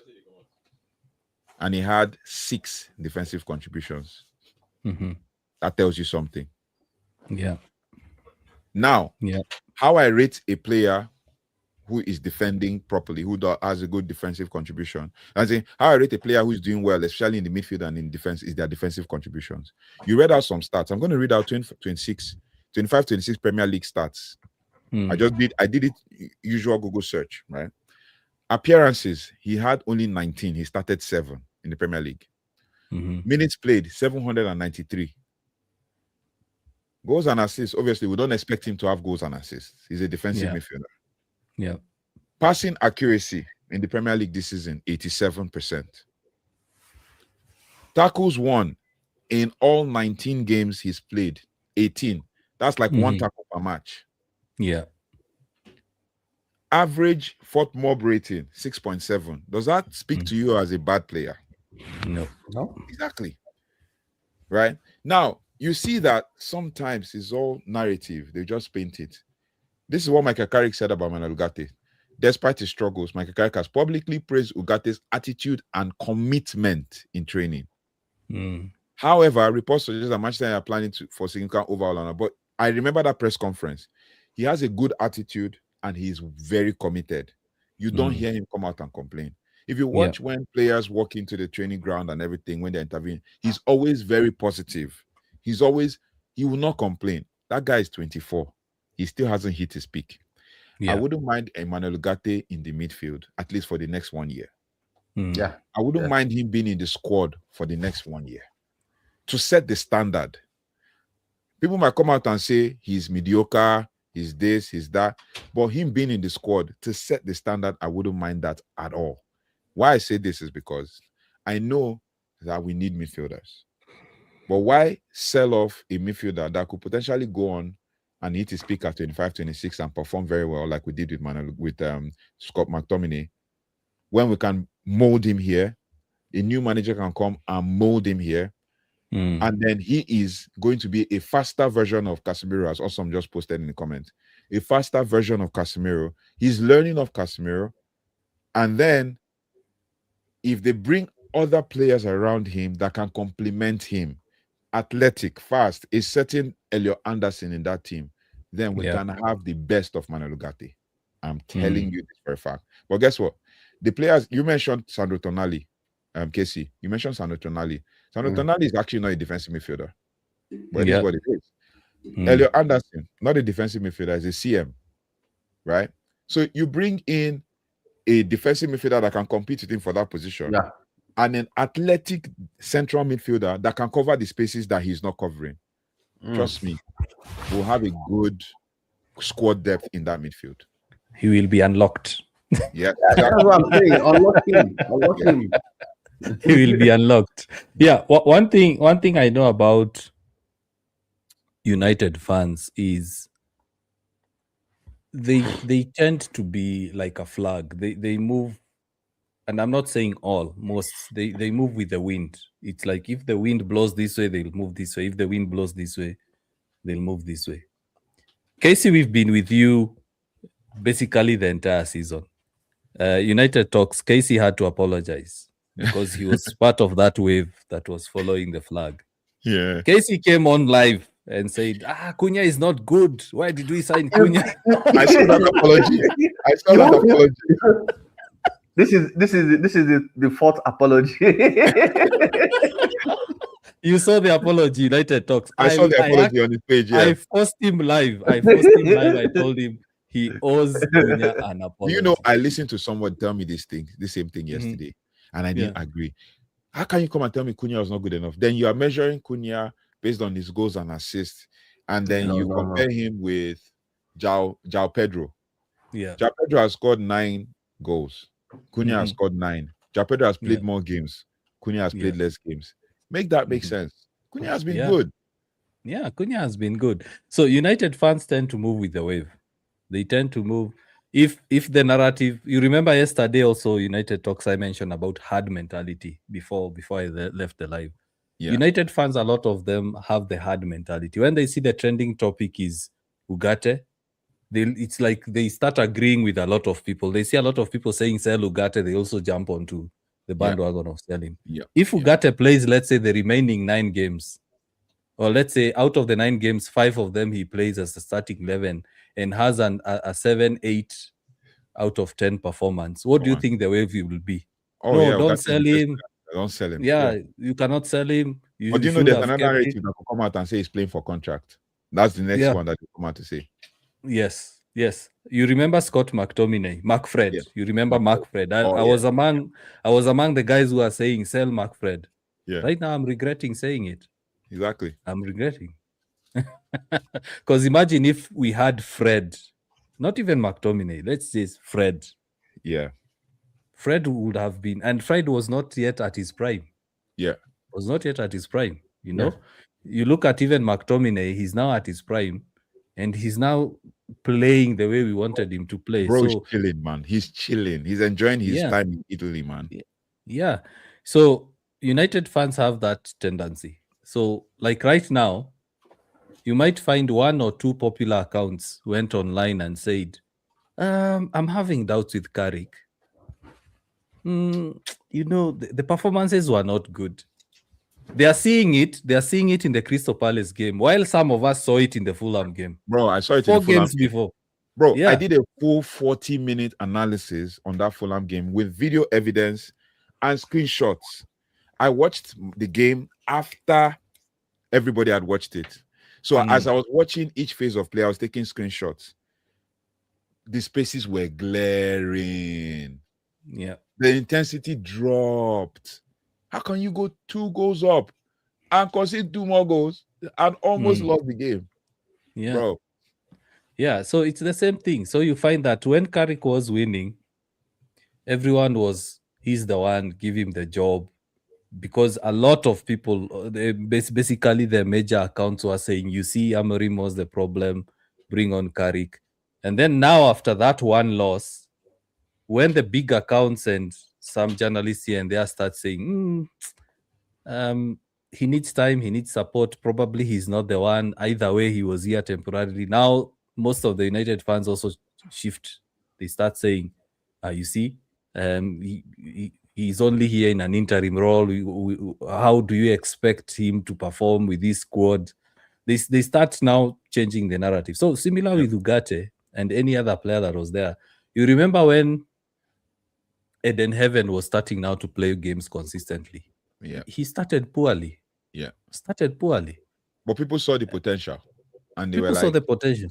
Yeah. This guy has it. He has a little bit of it. He has potential. He can prove it. But Yeah, we were with Casey watching the Crystal Palace game. The game Wow. before that, a lot of fans were complaining that Dalot needs to be rested. Dalot should not be playing for Manchester United. Dalot this, Dalot that. Casey and I were in that watch along, and both of us were saying, "Oh, Dalot actually needs to be In to that be on game, the bro, pitch." Yeah, the Newcastle game, we needed Dalot to start yeah, because the two Anthonys were having a field day against Luke Shaw and Mazraoui. yeah. Anthony Elanga was dancing. My wife was watching the game with me, and I was dancing the way Elanga was. He was literally shaking his butt in front of Luke Shaw, bro. Lewis Hall and Anthony Gordon and even the Harvey Barnes were pressing more on the right side, on our right side in Nuzai Mazraoui. We needed a Dalot that didn't need to worry about defending that much, but also going over Newcastle's press. Whether he crosses the ball or doesn't cross the ball, we've seen him be the best ability is availability. Yeah, That's the fact. We've seen him available when the club was decimated with injuries, and he's still being able to put up good performances. Against Everton, he had a very good performance, albeit we saw the lapses and the holes. But he will allow a player like Mbumo to not struggle to beat a player 1v1. Yeah. Because he's there. But Nuzai Mazraoui doesn't push up that much. Yeah. Luke Shaw doesn't push up that much because Luke Shaw will need to track back. Yeah. But Dalot has the license to push up. But nobody saw that. We needed speed. We needed pace. We needed that. But then you now bring him in at the 61st minute when the game is already almost lost. Yeah. And you see, Osam says here we need Ugarte also to we needed Ugarte also to start against Newcastle alongside Casemiro, but the star boy must play as usual. It's the wave. I keep saying it's the wave. You remember also yesterday I was talking about how the media shapes United fans' thinking. Kobe has not been playing great. He's not been playing well. Just to add to what you just said, yeah, a United fan was triggered and fought with me online because I said Kobe Mino has had 4 bad games. He said, "How can I say Kobe has had 4 bad games? You don't use that word bad." But he's had 4 bad games. Yeah. Against Everton, he was struggling visibly. Yes. I showed with stats. You don't need to go too far. Just go to Fort Mob, check the game, check the player. You will see the heat map. It will tell you stories. How can a Kobe Menu, who is a CM, supposedly a box-to-box player, ball controller of the game and everything, not have a similar heat map to Bruno and Casemiro? Bruno and Casemiro, look at their heat map, put it side by side. Similar. Same areas where they had heat, more presence, and same areas where they had less presence. But look at Menu. It's all over the place and nowhere. He's everywhere and nowhere at the same time. Bro, most times when Casemiro is marking a player, Bruno is marking a player, you see Menu in no man's land. I have so many screenshots to prove that. That's this kind of football. So like, how will I say? Is it positioning or not knowing what to do without the ball or something like that? That's the way he moves, and he needs to work on that. Newcastle game, I saw it from the beginning. I said this guy is leggy. He was jogging. He was a bit tired, maybe too rested, and we saw it from 4 games. Come on, man. Like Casemiro. What Casemiro does is he tries to predict where you're going to pass or play, and then intercept it. Yes, but Menu doesn't know what to do except you pass the ball to him. Okay, that's okay. Let me move. Should I shock you with another analysis I noticed during the Everton game and also the Newcastle game? More importantly, the Everton game and the game before, I think, the Crystal Palace game. I was taking screenshots as always. I was recording videos and all to actually analyze the game. I noticed something. Casemiro runs back from the attack, wins the ball back, comes into center back row, passes the ball back side to side. Menu didn't show himself. Menu was caught between 2 players. Then he tried to show himself in that center circle, around the edge of the center circle towards the right. Casemiro was going to pass the ball from the defense with a line-breaking pass. Do you know what Casemiro did?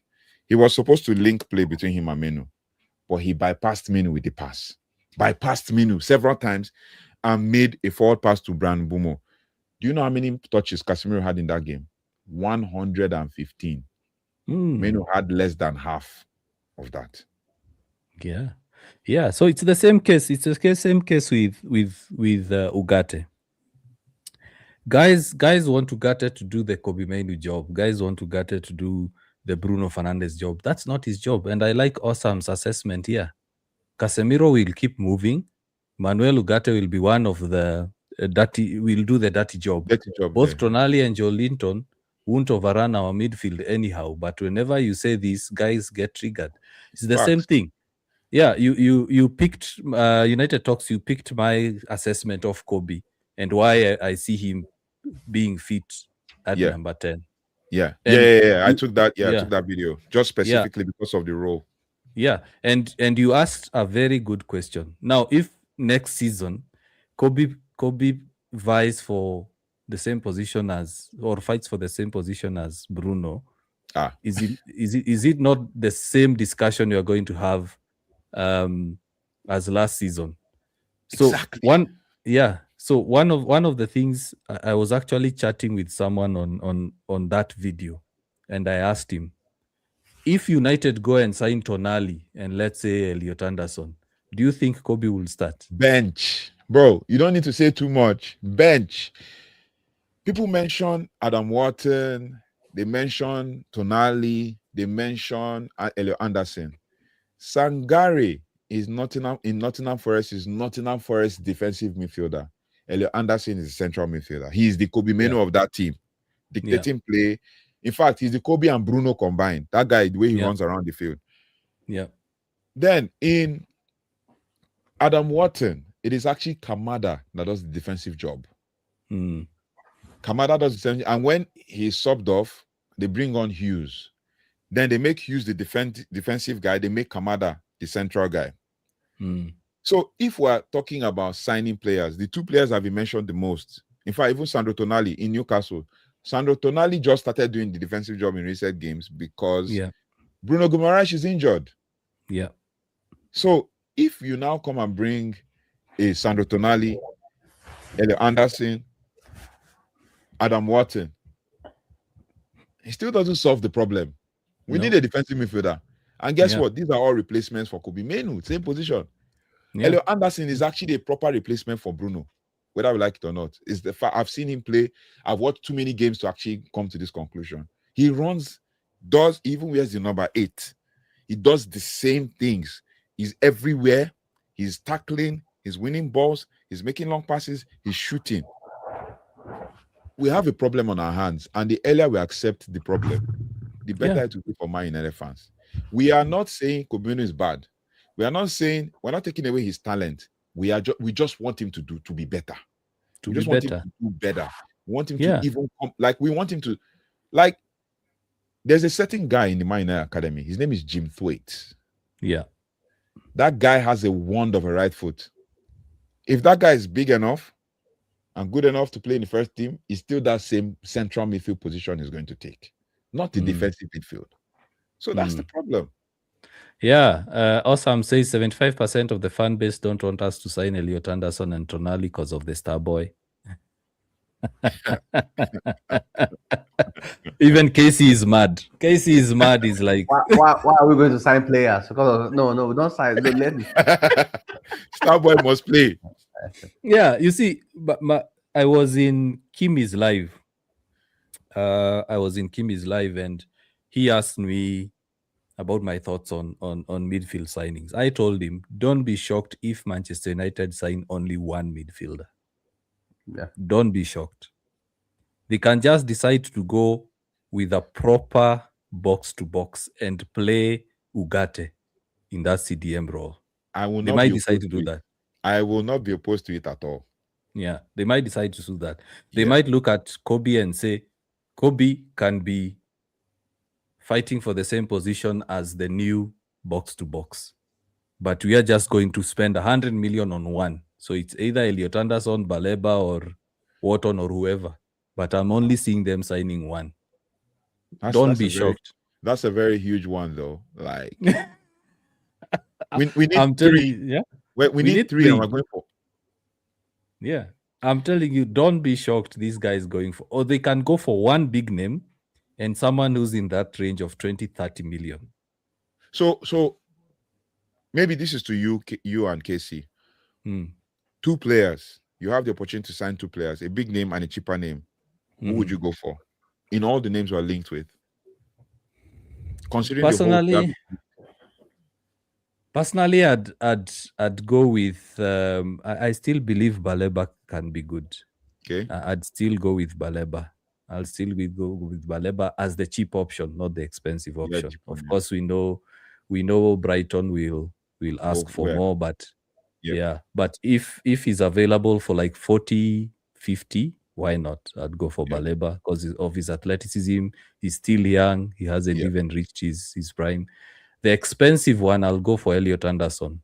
Similar to the points you were saying, like he's all over the pitch. He can tackle, he can dribble, he can have those through balls, he can score. He can shoot. I'd go, he can do everything. So I'd go for Anderson and Baleba. But a lot of guys are looking at Baleba's form. Current form. And their current form, and then they are saying, no.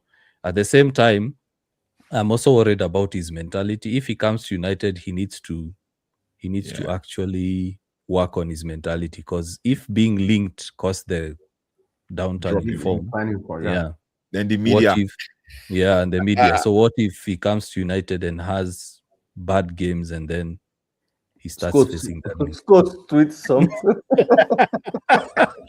So those are my two, Baleba and Anderson. Those are the ones I would go for. Those are the ones, because those. Let me just finish this point and then Casey, because those two, you look at their heat maps, those guys cover every blade of grass. I don't need to say much. You guys are saying, like, you see, that's why I like having conversations with people who read things deeper. I'm not reading things from a fan perspective. I'm reading things, I could give a fan perspective, but I'm also analytical. I just sometimes I look at what I look for in a good player in the midfield is heat maps and defensive contributions. These two, once you score 90% in it, you've had a good game. If you don't score 90, forget about passing accuracy, because passing accuracy could be, I pass to you, pass back to me. I pass to you, pass back to me. We completed 30 passes out of 30. But if we're going to look at the details into passing, how many forward passes did you make? How many line-breaking passes did you make? How many chances did you create? But we're looking at just the regular, these two metrics, defensive contributions and your heat map. That's it. There were games where Casemiro had 15 defensive contributions. Bruno had 11 defensive contributions. Then I looked at my star boy. My star boy had only 6. Like, so Casey. Of course. Anderson. Yeah. Anderson and go for Gomez, Wolves, because as a cheap I like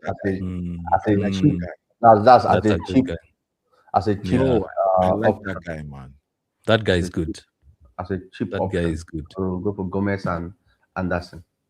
Because now when we buy Anderson, the English will start an agenda of Manchester United and all England midfield. So it will not, they will not tell us to get Cole Palmer. So it will not be an I don't want Cole Palmer, please. It will not be an all England midfield. Cole Palmer is all hype. Anderson and Gomez. Anderson expensive, Gomez cheap. Yeah. I'm not against. You see these two names. Do you know I watched Forest? I've been following Forest game because of Anderson. I won't lie to you. I've been following Nottingham Forest games because of Anderson. And there was the last game they played. I just said on the chat WhatsApp group, I said, I want Anderson. Just give me Anderson. That's number one. There's this guy we're linked with for the last 3-4 years. He's the Schneider of our time. Ederson of Atalanta. Ederson. Yeah. The guy is 25 or thereabout, and he's mature. So it's like if you're looking for a cheap option, there's him. There's also Ruben Neves. Premier League proven, Premier League experience. He's 27. Yeah. He can do that deep line playmaking defensive role. I'm not against that. Because if you have him and have an Ugarte in that lineup, I mean, that covers. And then there was one I did a research on like 7 months ago. His name is Lucien Agume, Mm. Mm. Sevilla. That guy is good Yeah. and he's cheaper. So, but if you say 2, I love Gomez. Mm. I love João Gomez, man. He's so athletic, he's fast, he's 24, ripe age. Mhm. But then that's also a central midfielder. That's the thing. Yeah, you have to pick 2. Now, I want to read some of the comments before we end it. It's been a real debate. I love this, man. Yeah, we'll be doing more of this. We'll try to have 1 or 2 every month. 1 or 2 every month. Yeah. So one of the players that I've also been looking at, I've actually just looking at the heat map as well, because he's a player that I've admired for some time. It's Ayo Tanaka, Fulham. Oh, bro, I love that guy. Him and Anton Stark. Bro. Yeah. Tanaka is also really good. So I wanted to look at the heat map to confirm, and I'm seeing spots everywhere on the pitch, mostly at the center. Mostly at the center. And Tanaka quite is aggressive. He's quite aggressive. Yeah, he's very aggressive. Tanaka is really good, and the lowest rating he's had in the games this season is a 6.3. And you see most of the games he's coming off the bench. And you look at the big games, for example, versus Chelsea, he had a rating of 7.3. Versus Aston Villa, he had a rating of 7.1. Versus Liverpool, he had a rating of 7.8. And that Liverpool game, he didn't play so many minutes. Check the minutes played. Yes. Versus Manchester United, he also came off the bench and he had a rating of 6.8. Yeah. 6.9, sorry. So you look at those big teams, he's a pressure player. He can play under pressure. He can handle pressure, And I'm sure Fulham wouldn't sell Tanaka that expensive. Leeds. So Leeds. Yeah, Leeds, sorry. Leeds wouldn't sell him that expensive. So I looked at the last game he's played. Sorry to cut you. I looked at the last game he's played, 59 touches. But that heat map you mentioned, it's highly concentrated in defensive midfield role. Yes. Highly concentrated. Yes. He's all over, but the main place where he sees is the defensive midfield role. Yes. And he had 6 defensive contributions. But you also look at his touches. For someone to have 1 touch in the opposition box in 70 minutes, he was a defensive midfielder. This is against Norwich. He was like aerial duels 1, 3 of 3, 100%. Yeah. Recoveries 5, dribbled pass twice, interceptions 4, tackles 2. Like the guy is everywhere. Yeah. And I'm also looking at his statistics per 90. He's close to Ugarte. And Ugarte, we've seen, he's regarded as an elite. For example, ball recoveries per 90, 2.3. Wow. Total duels won 1.5 per game. Ground duels won 1.1 per game. Successful dribbles, similar to Ugarte, 20%. Exactly. Tackles per game, 0.9. Basically, it's close to 1, similar to Ugarte. Ugarte had a 1.5. Clearances per game, 0.4. Dribbles passed per game. Yeah. You remember that statistic that they like using with Van Dijk? Van Dijk, yeah. 0.8, which is very low. He rarely gets dribbled past. Yeah. So let me read some of the comments. We also have some questions here. Tanjay, big up Tanjay. Tanjay is also a very, very good content creator. He has very good points when it comes to Manchester. Very articulated point. Yeah, I was telling Casey the other day, I need to learn how to make short videos, because United Talks, what I've realized is a lot of guys miss the context on my short videos. Yes. Do you know if you read do you know how many short videos I make and how many go out? So if I make short videos from my long form videos, maybe I'll get like 10 videos and only like 2 will go out, because I don't want to miss the context. Right? But then if I miss the context, that means I'm directing you to go watch the long form video because that's where the most important conversation is. So what I've tried to do the past week is get the main point and then get where it started, the discussion started, and then merge the two. Merge it together. So that guys get the context. So Tanje is asking, this was about our discussion about, I think Casey mentioned it. Some managers want to get certain players. So Manchester United might have to sign the manager first, then get the players, when we are discussing about that World Cup. Yeah. So Tanje is asking, do you think getting the coach first is the right thing to do before signing players or a structure? Casey, over to you first. Okay. Like I said, it depends on the direction we want to go to. Now, I believe if the board are really doing their job, I believe by now they've already approached whoever they want to, and get the person's maybe a gentleman's agreement or whatever, then they can start approaching players. Why I say we should get coach first before players is this. Now they are specialist coaches. You can't go and get a player. If we, like I said, if Enrique comes to Manchester United, Okete is not going to play for him. No matter what, no matter what will happen, Ugarte won't play for him. Yeah. You understand? So imagine you can buy a player like Ugarte, and you know that you are going to get this manager. That means you're just wasting money. You understand? So that's why I said, get the coach first, then you get the players. But if Manchester United have decided to start playing the United way, you understand? That means you can sign players, then you now look for a coach that can play the United way with the players. You understand? Hey, you now get the coach that can any kind of bring out the best from them. But if not, get the coach first, then get the players that will be there for the coach. And you have to work with the coach to get the players too. If you sign the coach will give you the list of players he wants to sign. Because if you get me in, I'll tell you, okay, I need so, I need so. Then you work with the coach, you get the players. If not, you sign the players, then make sure you are getting a coach that can manage those players. So that I don't want us to repeat the same issues that we had with Amorim. That I believe, like we were not there, but we all guessed, and that agreed. Promises were made to him. Yeah. Because this is what he has been playing. Promises were made to him. And probably some of those promises, it's not probably because he came out to say it here. He wants to sign the midfielder, and they're telling him that, so some of those promises were not delivered. And that was part of the reason why he started ranting that caused the issue of his sack, apart from the poor results. So I don't want us to repeat that thing again. I believe the board should have learned by now. Yeah. Okay, look at what we want to play. We want to play the 4-3-3 or whatever formation. Okay, who are the coaches that play this kind of football that we want to play?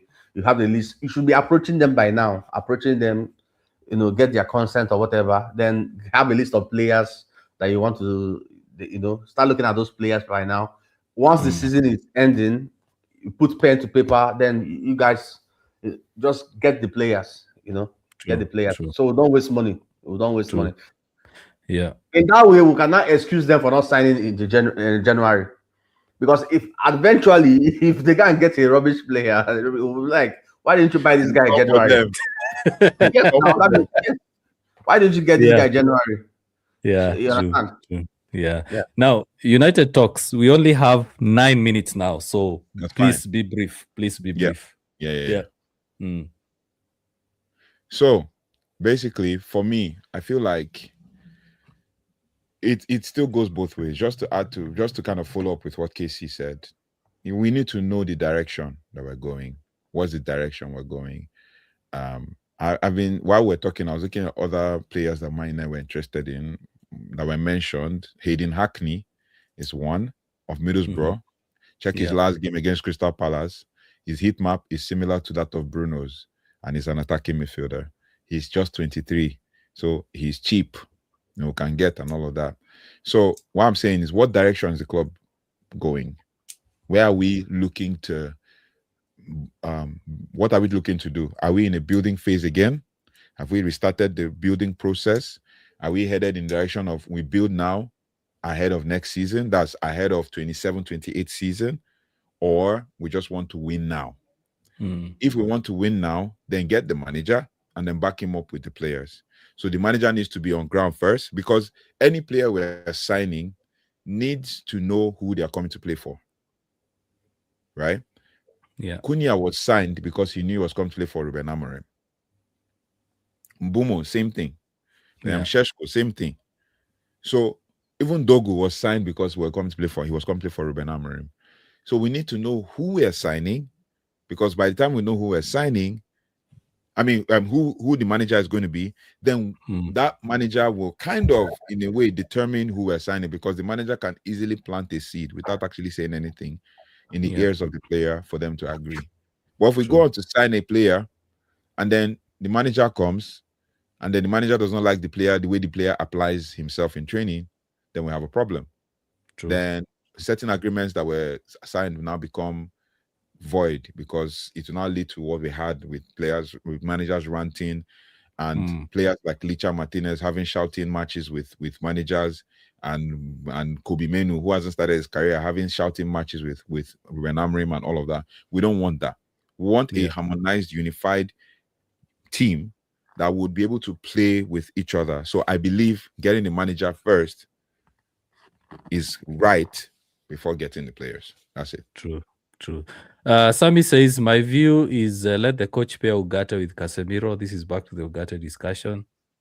So pair Ugarte with Casemiro for various games, then we will see the real Ugarte. I agree. Totally. True. He doesn't have rhythm. He has not gotten at game time. He's not match fit. So you bring him on and he runs in sprouts and a little bit of, moments here. He does defensive work. He chases down. But how will he know his positional discipline at 24 when he's barely playing? You might say, oh, he's a professional player. But he's barely playing. 793 minutes all season. Yeah. You know what United talks and Casey, one thing that affects fans a lot, and I keep mentioning this, you've heard me mention this, is a lot of fans play video games. Yeah. They play FIFA, PES. They see, oh, this player's fitness is low, this player's fitness is green. Swap, and then they have they have 100% performance. They think that's how real life is. There's one thing you've mentioned, and I keep mentioning it: match fitness. Yeah. There's usually the normal fitness, the training ground, you're running, no injuries. There's that fitness. But there's something that's called match fitness. I think it also comes with mentality as well. Yeah, mentality. Yeah.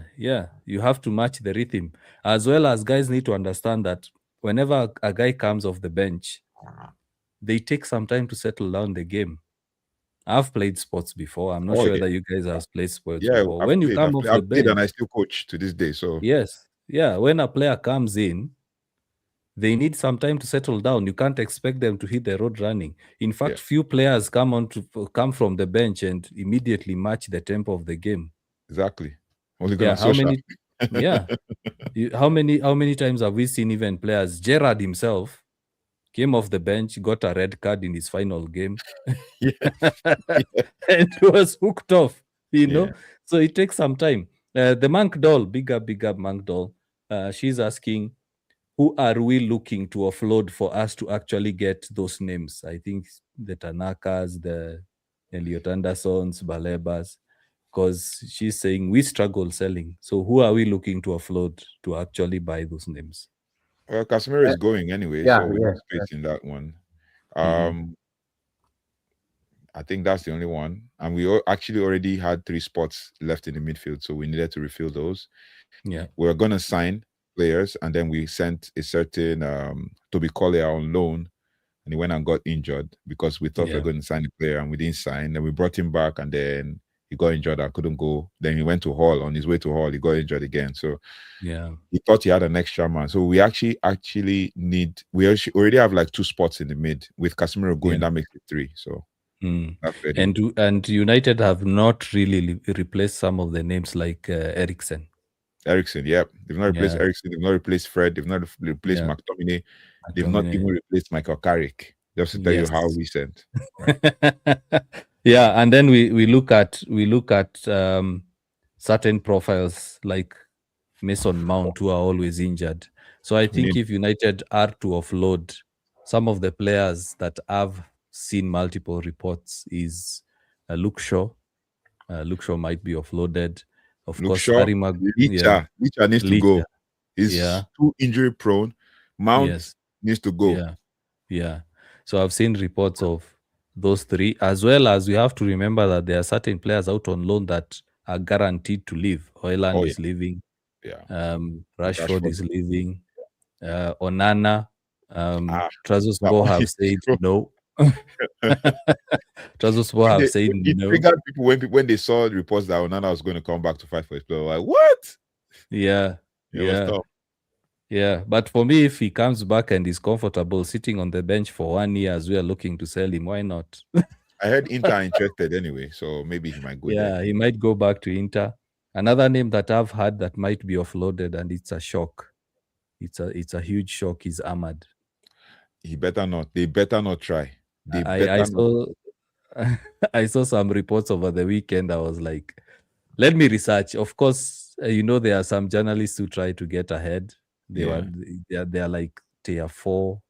So I saw those reports. I was like, they want to sell Ahmad. And then when I looked at the amount, I was like, nah, these are just rumors. But Exactly. I usually say whenever there are rumors, there's smoke. There's fire. Yeah.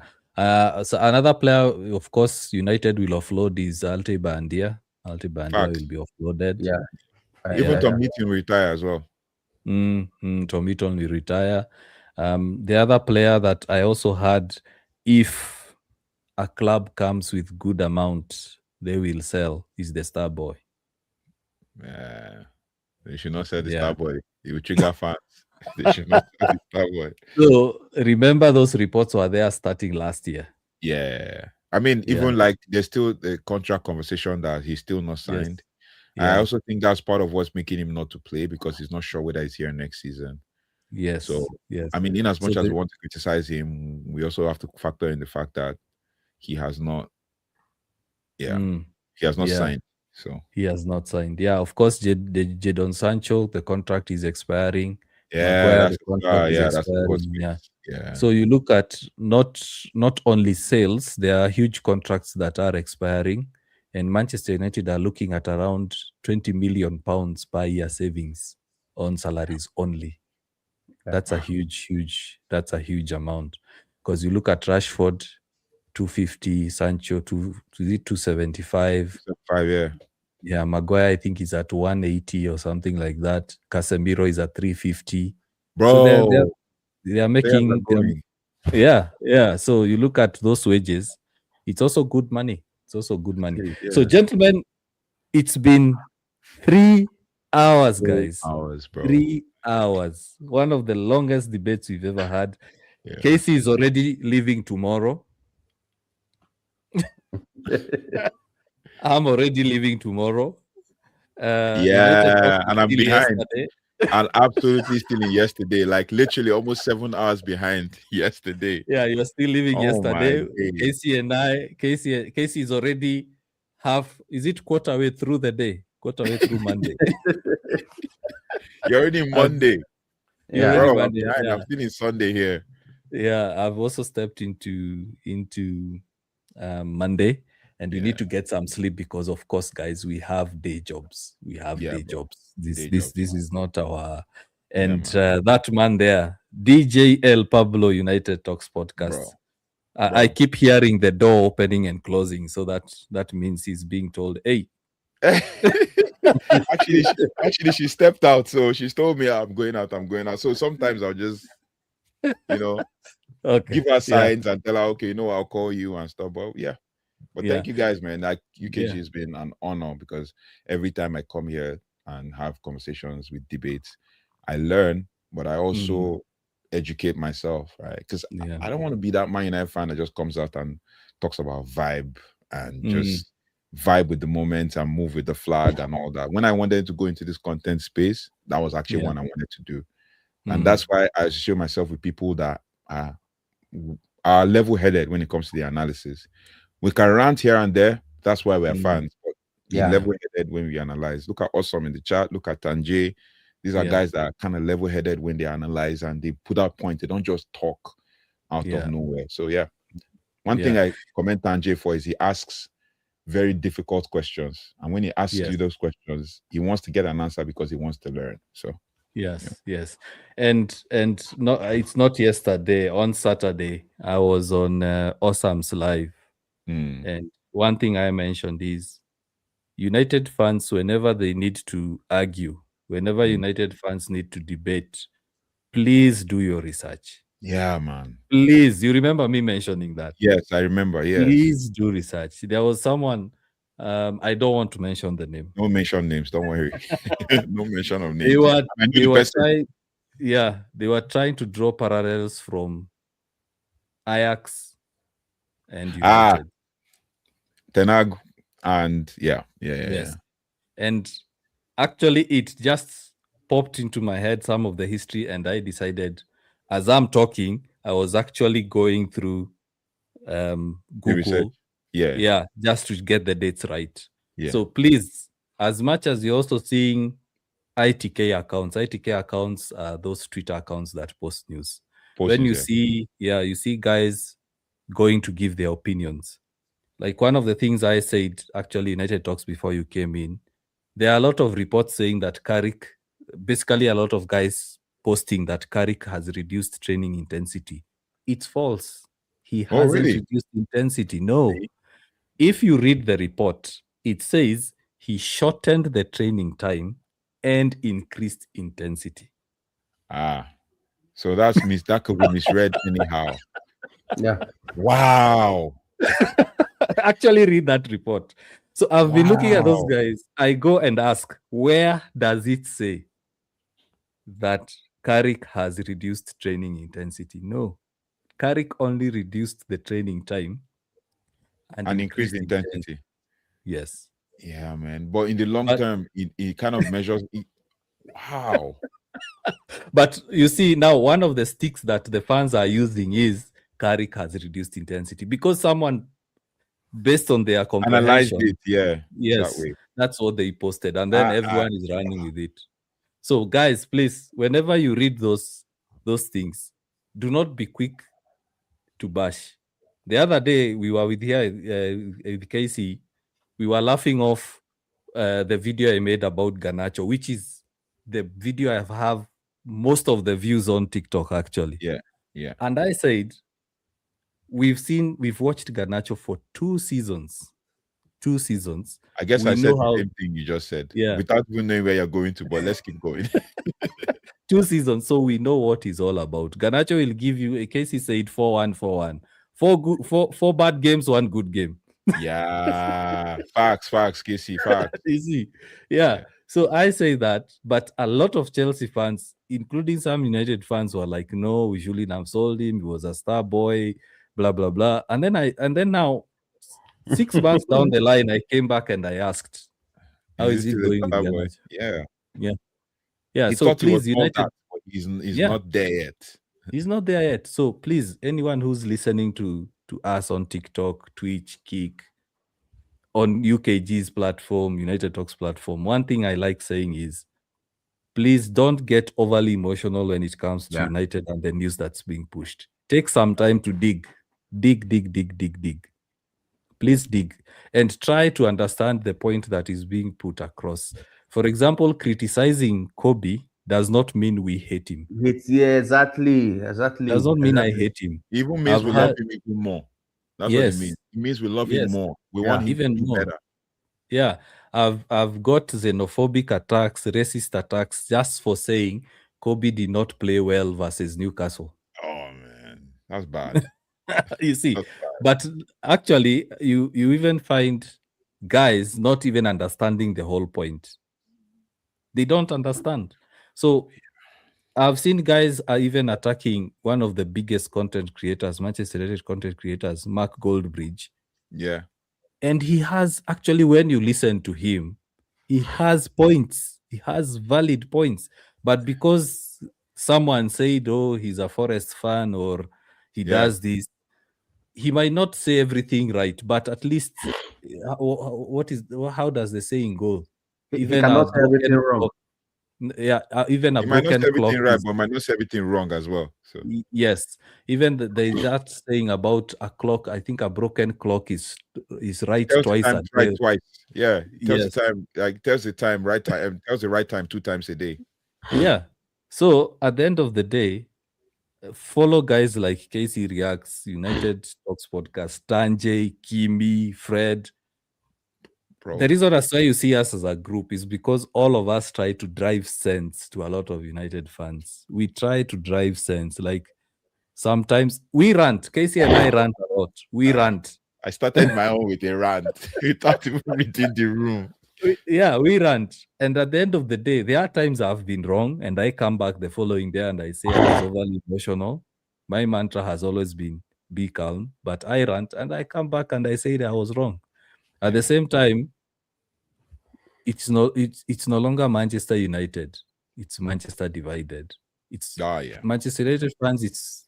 We no longer support United. It's about fighting each other. It's like there are guys who are watching games wanting to lose so that they have a point, and there are guys who are watching games waiting for a win so that they have something to say. Instead of all of us, one thing that pisses me off, guys, sorry for my language, is United have a win.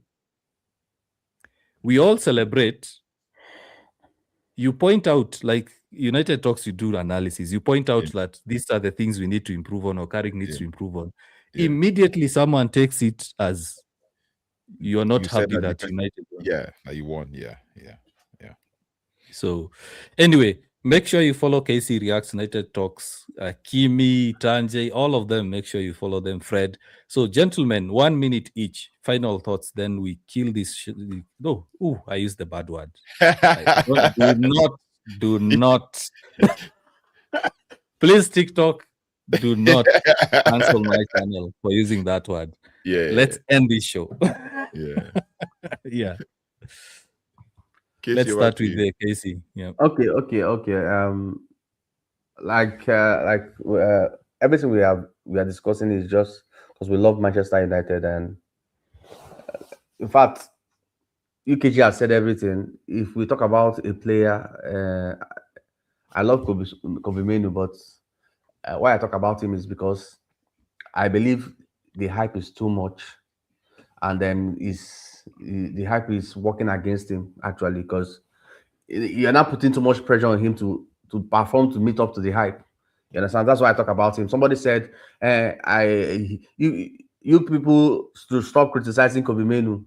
I said, okay, no problem. I didn't say anything. Then the next match, he played well. He said, you will not praise him now that he played well. I said, but you told us to stop criticizing him last week. So if I don't criticize him last week, why will I praise him this week? You understand?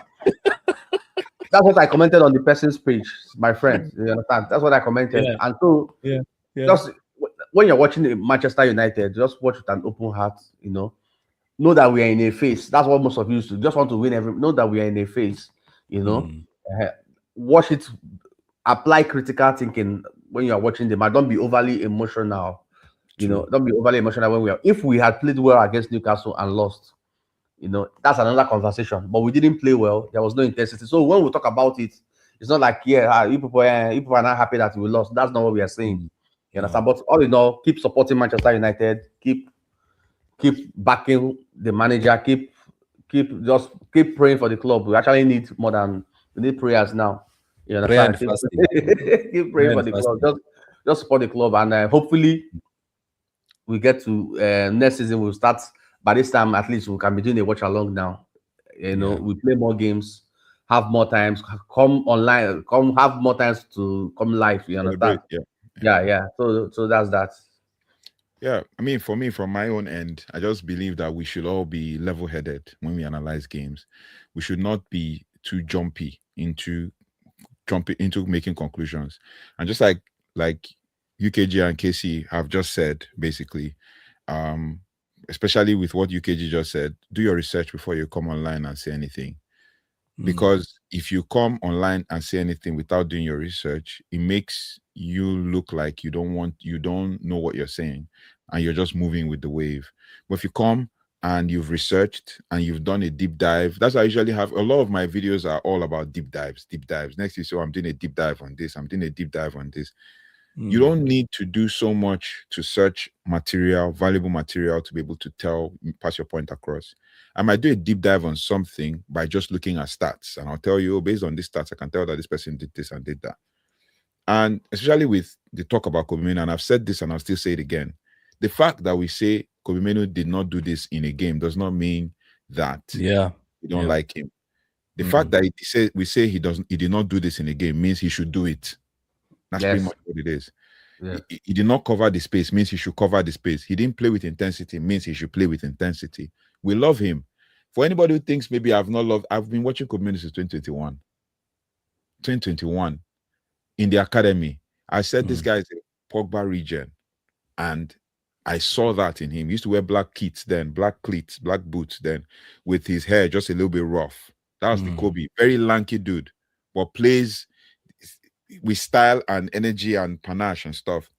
Then for the manager, and from the manager's front, any manager you bring to this club, let's back him. The people we should hold accountable are the board, the people making the decisions at the club. And once we hold them accountable, I think this club will move forward. So yeah, back any manager you have that comes in, and then, focus on, being level-headed when you analyze. Even if you're not good at analysis, tactical analysis and stuff, but at least do some research. Find some comments that you can actually talk about so that you can actually find a balance. I'm not saying everybody should be the same, but I'm saying your opinion is respected. And in as much as we want to respect your opinion, respect ours as well, so that everybody can be united on the same front. That's what it is. Thank you. Yeah. So thanks, gentlemen. Thanks for everyone who's been on TikTok chat. Sorry, the chats were so many, I couldn't read them. This is why I keep asking you guys to come over to YouTube, because on YouTube it's easier to manage the chat. So make sure you also subscribe to KC Reacts, United Talks, Kimi, Fred, Tanjay, Awesome, all of them. They have good content, good balanced content, and see you guys. We need to rest. Yeah, everybody needs to go get ready for their day jobs. Both of us, the first two guys on the screen, need to sleep. Yeah, the third guy needs to have his. I need to go have my lunch, and it's already like past 5 here. So yeah. Okay, gentlemen. See ya. Bye, guys. All right.